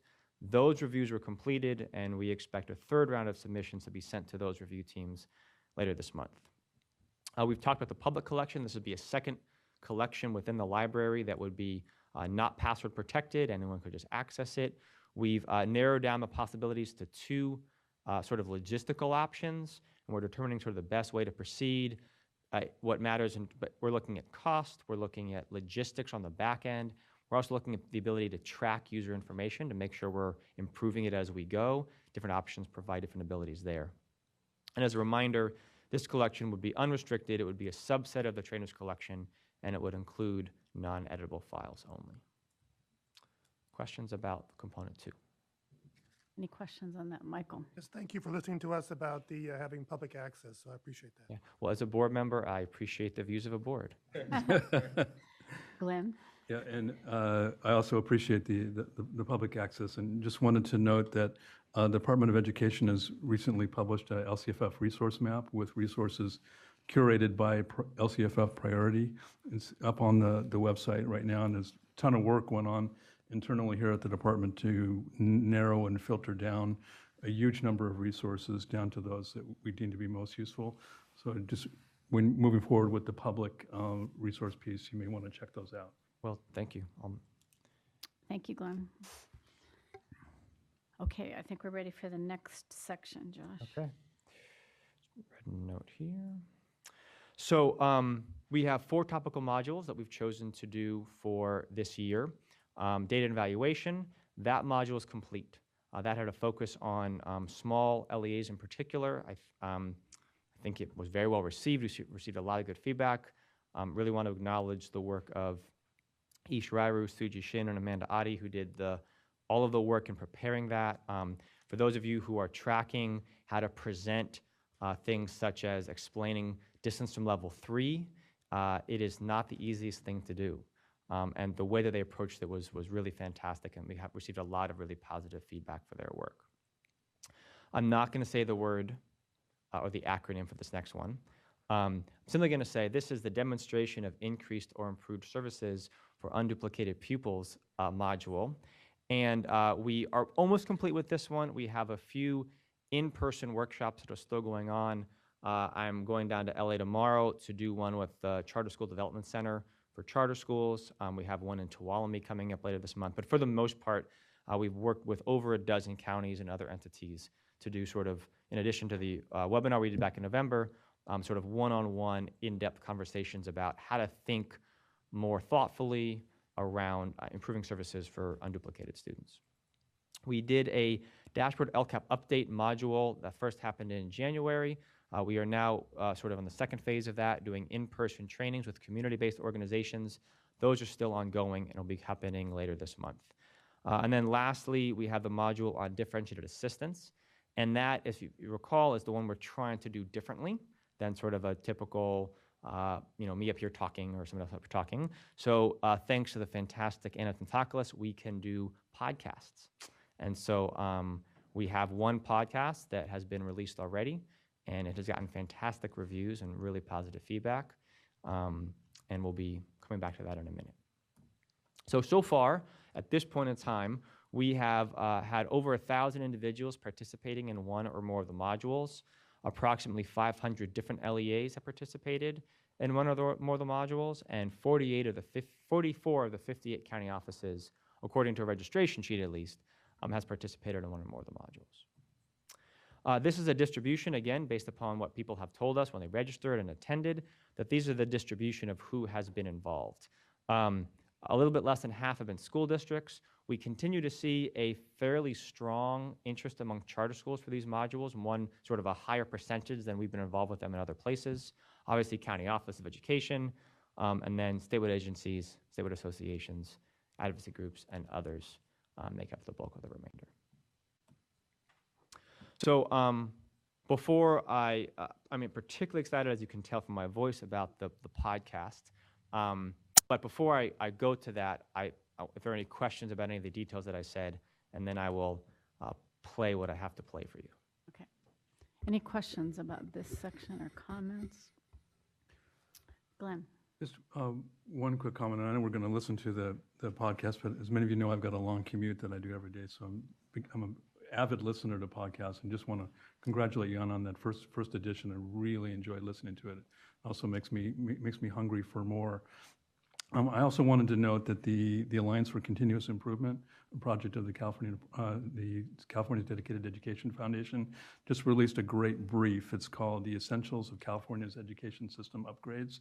And it may, I think in relationship to Component 2, but also to Component 1, it may be a great addition. It was intended for either current or aspiring leaders in California, how we can communicate some of the big changes that we've made in ways that are digestible and easy to understand, and you can almost use it as a talking points piece as you walk through it. Yeah. So I'm not sure where it fits into the different components. Maybe it's the subject of a future podcast. I just wanted to point that out. Then I guess my last question would be, as far as the differentiated assistance piece, that's something that we're all struggling with right now in terms of how to communicate this. What does it really mean? How does it really happen? Are there other modules being considered besides podcasts or other media? I guess I'm thinking of other forms of delivering that professional development than podcasts, or is it going to rely entirely on podcast? So with respect to this particular module, we are talking with the Orange County Office of Education. They've put forward a video on the dashboard. They're working on a differentiated assistance video as well. So we're looking at that sort of medium and opportunity. But beyond that, for right now at least, we're pretty focused on sort of developing the other two podcasts. We will begin to think about next year, 18-19, and what that might entail. But this particular module, as it's currently conceived, is mainly just the podcast and that video. Got it. Okay. Thanks. Tim. But one of the things I really appreciate, though, is the talk about differentiated assistance, but the differentiated ways that you guys are implementing this module. You know, you're doing the traditional in-person, you're doing hands-on workshops, you're doing webinars, you're doing podcasts, you're looking at videos. Yeah, you know, there's no one-size-fits-all approach. You're reaching different people based on different needs, which is, you know, one of the things that we had talked about. So it's great to see the evolution of this move forward. So. Okay, hit it. So just a couple of appreciations first, and I just to echo what you said, Mr. Sobranzi, that you know, I take a look back at the presentations before the board like 2 years ago, and how far we've come to today, and how much more concrete and hopefully helpful this work is. So it's very cool to be here to be able to hit play. So first off, I obviously thank you hugely to Anna. She took this and ran with it. Now the podcast idea is going way beyond the modules. Thank you to El Dorado County Superintendent Ed Manansala and his two staff, Kevin Monsma and Tamara Clay. And thank you to Superintendent Guthrie of the Motherlode Union School District. This is not the full podcast because we have to end by noon. This is just a 5-minute trailer for you all to enjoy. But the podcast, for the thousands who are watching us right now, is available online.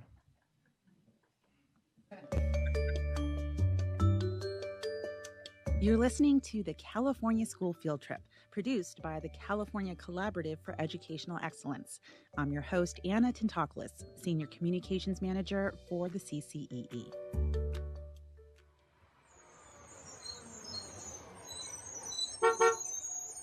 For this, our very first episode, we venture into a small rural school district on the western slope of the Sierra Nevadas, a place where the so-called 49ers came with big dreams of striking it rich during California's gold rush. This is in the heart of gold country, although we're not really a place you can find on the map. That's Marcy Guthrie, Superintendent of the Motherlode Union School District. That's right, Motherlode, as in hitting the mother lode, seems appropriate given the district is nestled among so many historic mining towns. And the students here seem happy. I like my teacher. I like my class. The teachers are nice. I think the teachers actually do okay, and I think the learning here is perfect. Okay, so if most kids here think the learning is great, why was Motherlode identified this year for needing extra support under the state's new school accountability system? The official term for that support is differentiated assistance, but some call it technical assistance. In Motherlode, English learners are making steady gains based on California school dashboard data, but Superintendent Guthrie says it's their students with disabilities who are falling through the cracks. When I got the call, hey, Motherlode's been identified for technical assistance, I had already told my leadership team, I believe we will be called. I believe we will be identified for technical assistance. And they looked at me with shock and said, really? Guthrie says it feels like Motherlode is now entering the great unknown because this is the first time the state is moving forward with differentiated assistance. Roughly 230 other school districts in the state were also flagged for needing this kind of special support. It's all part of California's new approach to school improvement, which is centered on helping districts instead of punishing them. This is not like the old program improvement process. Ed Manansala is the superintendent of schools in El Dorado County. He oversees the differentiated assistance process between the county and the Motherlode Union School District.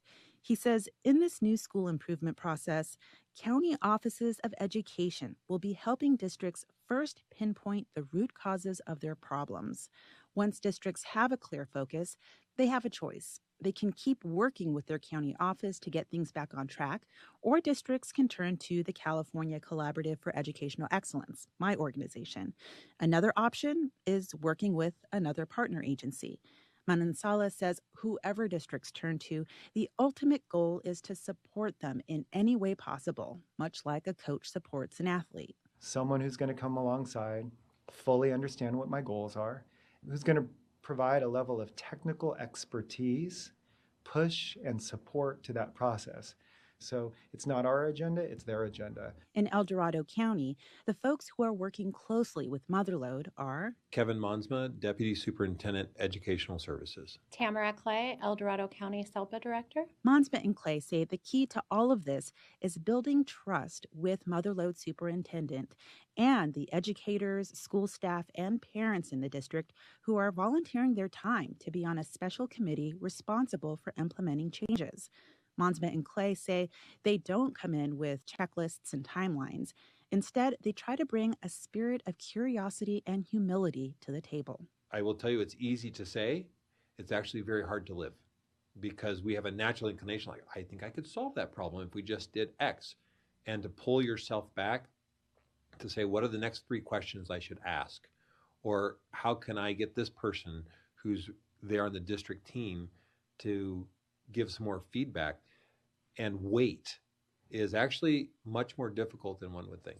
Well, certainly it's tempting to say, okay, we have 6 sessions, so let's plan them all out. And exactly, you say this and I'll say that, and here's where we'll take the group. And it's just... It's not linear. No, and if it's really a facilitative process, then you really have to have that spirit of where will the group take us as much as where will we take the group. Marcy Guthrie, Motherlode Superintendent, realizes there's a long road ahead for her district team and the school community. But she says she's ready and willing to make meaningful changes so all her students get the education they deserve. You don't ever want to miss the opportunity to leverage something like this for the betterment of the organization, right? So if we said, oh yeah, we'll go through this process, we would have done a good job. But I think there's something to be said for, and we have others who are coming along with us and watching us that might help us bring our best game. Join us on the next California school field trip as we venture to the Anaheim Elementary School District in Orange County to hear their school improvement journey. I'm your host, Anna Tentopoulos, Senior Communications Manager for the CCEE. Thanks for listening.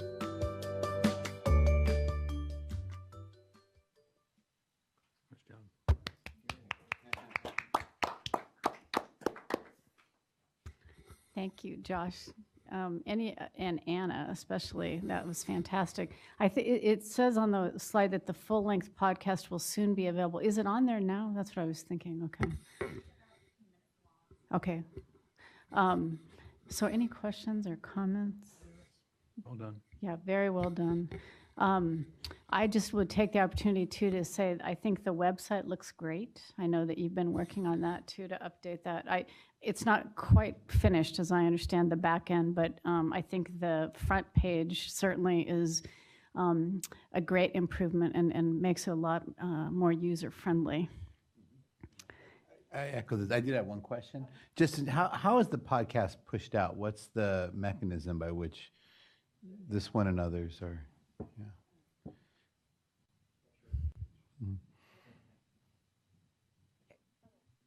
Anna Tentopoulos, Senior Manager for Communications. So the podcast right now is kind of housed in our SoundCloud account, which many people use that platform to hold or have a home for podcasts. So if you go to SoundCloud, that's kind of where it's at. But you can also find it on iTunes, Google Play, and Stitcher. These are places where you find podcasts. And so on our website, you'll see that there's social media vectors, those little icons, and you can directly go to our SoundCloud profile there on our website. And on the top banner, you'll see, us announcing the podcast, and that's where you can directly find the podcast as well. And yeah, in the process of letting folks know how to find it, we have done email blasts to our education stakeholders, our media listserv. We'll be kicking it out to our CCEE advisory board. I'll also be sending it out to folks, lawmakers on the Assembly and Senate education committees, so they can also access it.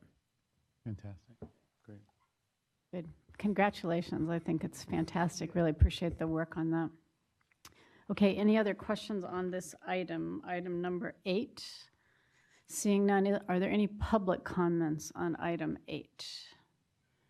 I don't see any public comment, so we're going to move to item 9. This is the Partnership Summit Report. I think we've renamed the pilots to the partnerships. And I'm going to call on Aida and Alicia. Good morning. Thank you for this opportunity, Madam President, board members, Dr. Cohn, and welcome, Glenn. Today, our item 9 is an information item only, and our goal today is really to bring you up to speed in the work that we're doing with our partnership network, specifically in the area of the summits.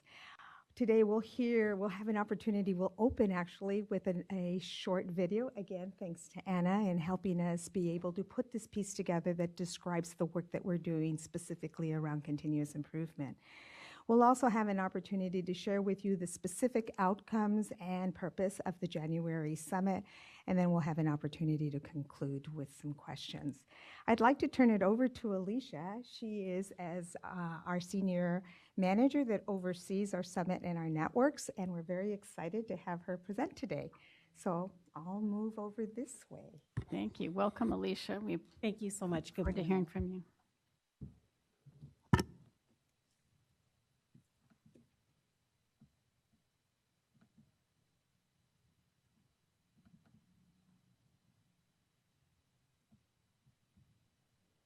As Aida noted, we're going to start by showing you a little snippet that gives you kind of an overview of what our summits are all about.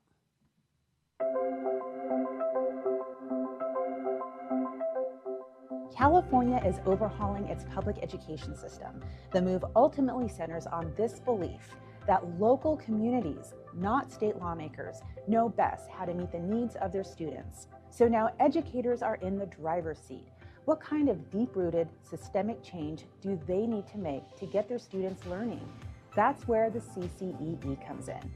We've assembled 9 local school community teams, or partnerships. Over the next few years, they're learning new skills, acquiring new knowledge, all to create real change. Much of the learning takes place in what we call summits. Follow us as we capture the journey, the path towards continuous improvement. So that gives you a little bit of an overview of what our summits are about. As you know, our partnerships go through 3 phases of implementation, and we enter into the summit in the second phase, in which they're going to be prioritizing their local goals, identifying metrics for success, examining the alignment of strategies across their plans, and developing and implementing stakeholder and engagement plans as well. The content that we develop for the summits is around these 4 blocks of categories. Collaboration. We have lots of collaboration in the summits. Team time for the teams to work together. And for many of our partner teams, it's the only time they actually get together and work. There's cross-LEA sharing and networking, peer group discussions. We have the opportunity to have teachers and district staff and principals as well as superintendents in the room, and so we like to get them together in job-alike groups so they can share kind of their role in implementing continuous improvement. Capacity building around problem solving, getting better at getting better, and equity-focused decision making. Engagement opportunities to really build capacity around engagement and involving parents and community members, board members, school site staff, district department staff, and students as well. The last part is really building capacity around evidence, how to develop surveys and gather feedback. We help with that when we go into some of our LEAs as well. And then looking at multiple data sets, both qualitative and quantitative, and providing time for team reflection. So this year, our first year, we really embarked upon this year-long content map.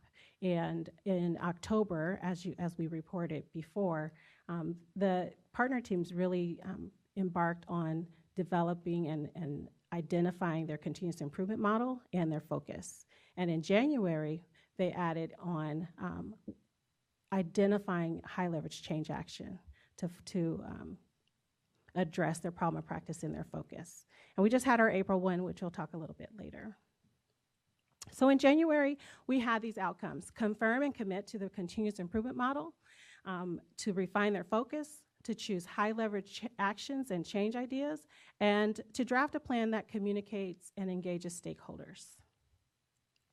And we did that through various opportunities of learning and processing information. We shared articles for them to read. We had LEAs share their work as a partner share or a partner spotlight. We had teams working together, paired up with other teams and sharing their continuous improvement journey, job-alike discussions with teachers and directors, as I said before, and of course, lots of team time. And in addition to that, many activities and processes and protocols involving the continuous improvement process like this one. And this is another short video. Results in more powerful actions to solve it. So the first step is to turn your focus into a problem statement. And once you have a problem statement, you're going to have individual time to brainstorm for yourself as many causes to the problem that you can think of, putting one cause each on a sticky note. So if you think there are 5 causes, then you'll have 5 sticky notes. From that fishbone diagram development activity, various fishbones were developed in helping the partners identify the root cause of the problem that they've been looking at. And from there, they developed a chart that helps them identify a change action to implement. They came up with various ideas for change actions and then analyzed those change actions in terms of their impact that it would have on the problem and also the effort it would take to implement the change action. And from there, they would then start to implement that change action. So that's kind of the process we used in January. As a part of our own continuous improvement process, we gather data at each summit. And thank you to Suji Shin and to Amanda Adi, who helped support developing our summit evaluations. So as a result of the summit in January, the LEA teams really felt that they were able to refine their continuous improvement model. They felt that they were able to develop skills around getting better at getting better. We noted that they wanted more about communication and developing communication plans. They also thought that the activities that they were engaged in helped them to build their capacity around problem solving and helped them to reinforce the connection between their work and the positive outcomes for students in the classroom. They also wanted to have more focused work around equity. And we take everything that they give us as feedback, and we develop content around their feedback as well. And that showed up in our last summit, which was on Monday and Tuesday of this week. We had Anna, our Senior Manager of Communications, share an amazing presentation around developing communication plans, and it was very well received and it went very well. We also began to really thread in the idea of making equity visible. And so throughout the summit, we threaded different questions around equity and had different discussions around how change actions can make a positive impact for students, those students who are most historically underserved. So we're going into the end of the year, and we have one more face-to-face summit on May 10th and 11th of this year, and one virtual meeting in June. And we also have begun to do county updates for our county office superintendents once every other month or so. So we have one more of those as well. That concludes our update. Thank you. Karla, any questions? I have a question. Okay. If the news media ask us to what extent our work with pilots captures a powerful focus on the lowest performing schools in a district, what would our response be? That's a good one.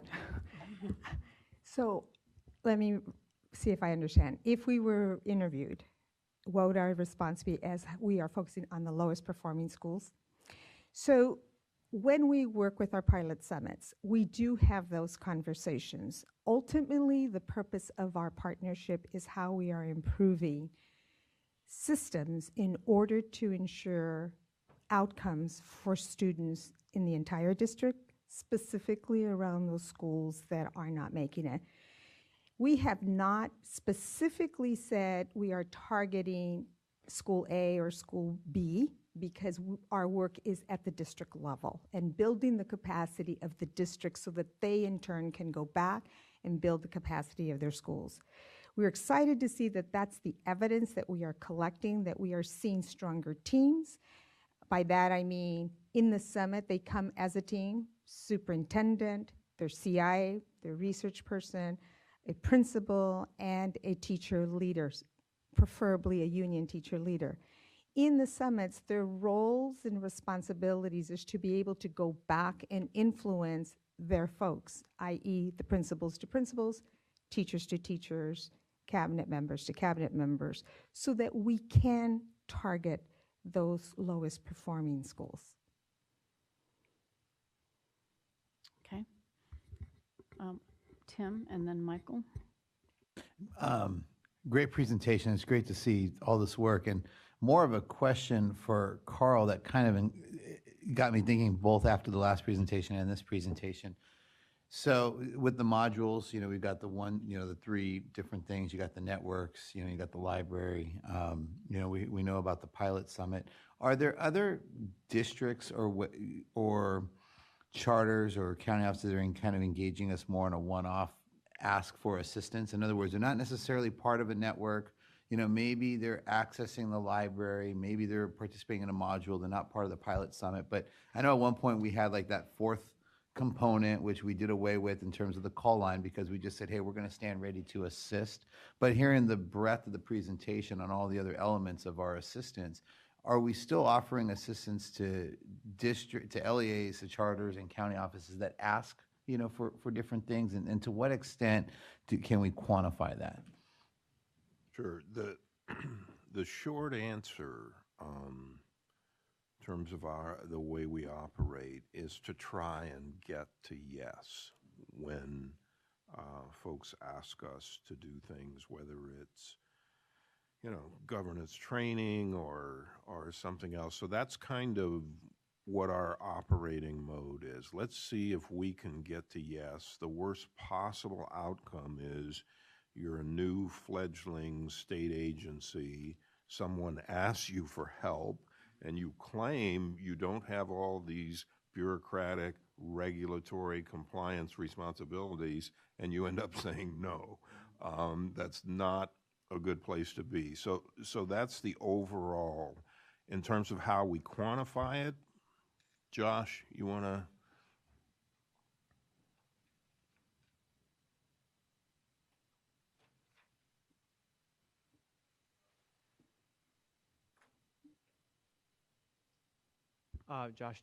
Josh Daniels, Director of Training and Outreach. So at the previous board meeting, we had a quick list of the types of organizations and entities that we had supported. Obviously, Suji can come up and talk about some of the work as well, and Aida and Socorro too. Issues not here. Recently went up to a district in Shasta County and did some work with their principals.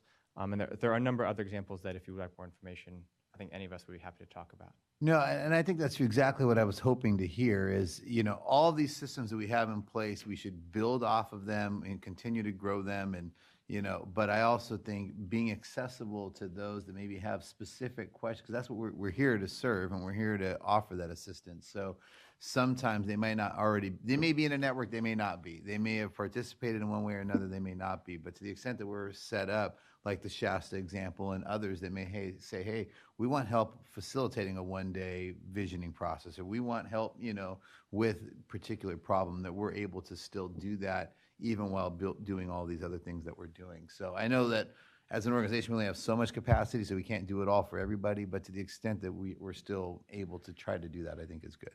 And just to note that when we do go work with the district, we're always in touch with the county office as part of that process.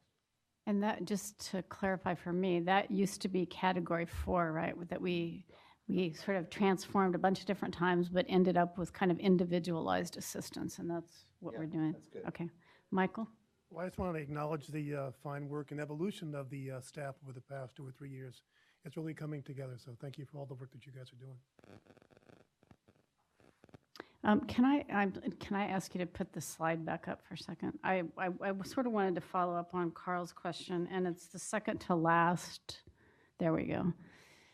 I think it's the last question. How will we know that a change is actually an improvement? And then the question on the right, how will we know the change is results in, I will say it a little bit differently, an accelerated improvement for our most underserved students?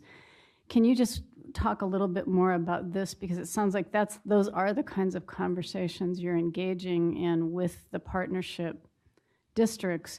But I'm curious about then how do we measure that? We had this conversation many months ago with Suji. So if you could just clarify that a little bit, I'd appreciate it. So first and foremost is bringing it up to the forefront, that each of our partners are making decisions based on the students that they're serving, specifically underserved students, English learners, and students of poverty. So we're really pushing the agenda and for them to be thinking in those terms. The way we're measuring it, obviously, is through the learnings of how they're getting better at getting better, and we're capturing that through our surveys. But we are also entering into a contract, and it's actually in the consent agenda. We have hired 2 researchers who will be coming to each of our individual teams to not only capture that local story, but to be able to determine how that is happening. What's difficult to measure, and you mentioned it earlier, Member Burr, is that this idea of how do we capture data in a short period of time. A 3-year segment can't really detect whether we're going to improve outcomes directly to students in such a short time. However, we work with our leads and specifically start to look at that data in hopes that we have improvement. It's hard to detect that what we are doing is giving us that specific outcome. You want to add to that? Yeah, so also each of the teams are being asked to identify process and outcome measures. And through those, and that's what those 2 questions get them to really identify. Once we have those identified, there will be identified measures that they will have that we'll be supporting them with, and the leads will be supporting them with when they go in and work with them. The beauty of our network is that we have our leads who kind of continue that work in between each of the summits, and that is really tremendous because that's when we can say, well, you identified these measures, and let's look and see how those are going. So that's also a way. So I'll just say for me that I hope that when we do an evaluation of this, when we contract with the person to help us, that if we have to, quote, officially end the partnerships, which I'm hoping we don't have to, that we'll find a way to sustain it for another 3-year cohort at least, that we do continue to measure. Because if our work is to build capacity and to provide these tools to these teams to answer these big questions, then we need to know whether or not that occurred going forward. I agree. I don't want to hold them accountable for 1 year's worth of work. We're trying not to do that. But I don't think we can't just shut it off at the end of 3 years and go, wow, we hope it worked, and, you know, see you later. Because we've done that too many times in the course of history. So anyway. Well, we appreciate that. And those are our constant conversations about how we're going to continue to support and what will that look like. So I appreciate the board support in that area. Glenn? I just wanted to say, Chair Burr, that I just totally agree with you. That I hope we can figure out a way to keep this work going into the future, but then dovetailing with with Dr. Cohn's question earlier, you know, what would we say to the media about the impact of this and answering those questions? I'm wondering if there's any initial thinking around how this work might scale out to a larger level. You know, and it's not that we're not dissatisfied with the ones that are already happening, but if we're thinking about the state as a whole, and is that part of the learnings that we hope to get out of the evaluation? Absolutely. That is what keeps me up late at night. And it is the burning question, right? How do we scale it up? The amount of work and support that we're providing, whether it's the monthly meetings or the 5-time meetings, the leads following through or following up, and the conversations, putting it all together. Bottom line is that that concept cannot necessarily be replicated in that way, but the network concept and the way we're doing the work can.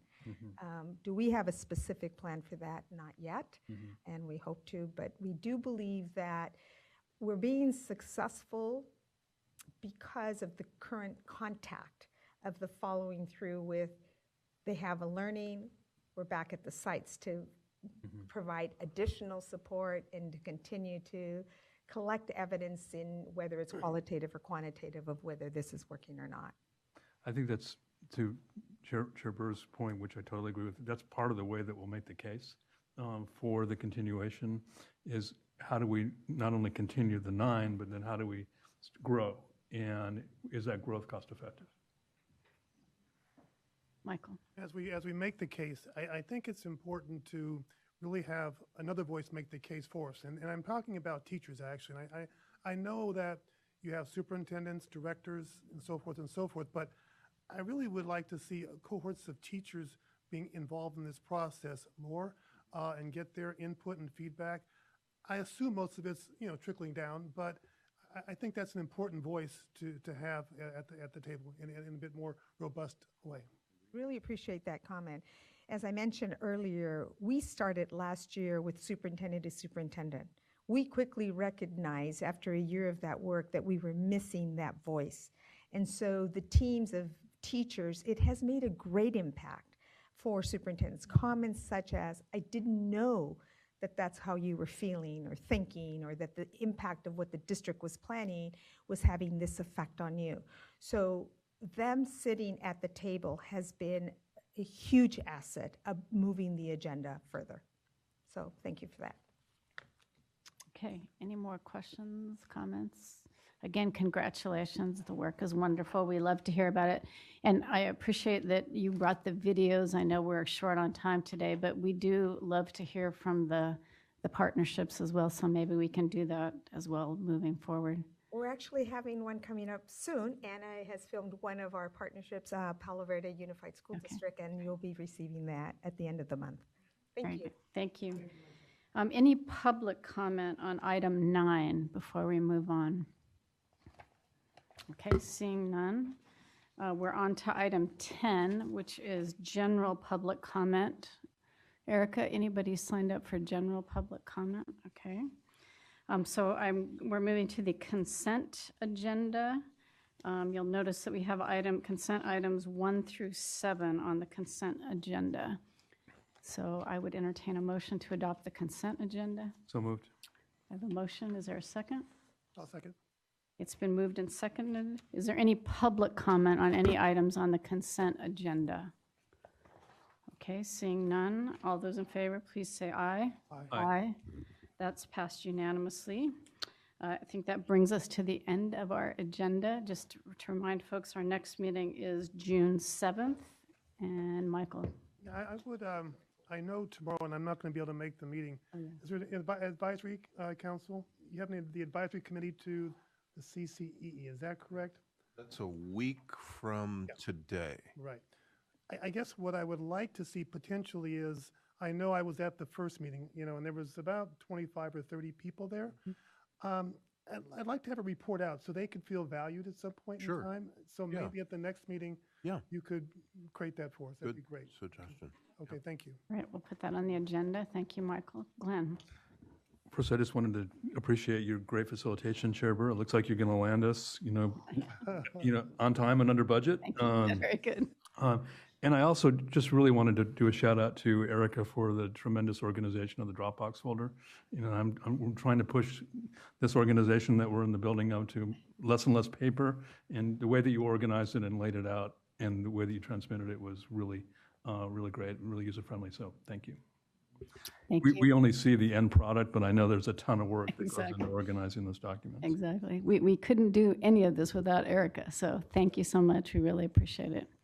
Okay, if there's no further business, then I adjourn the meeting. Thank you.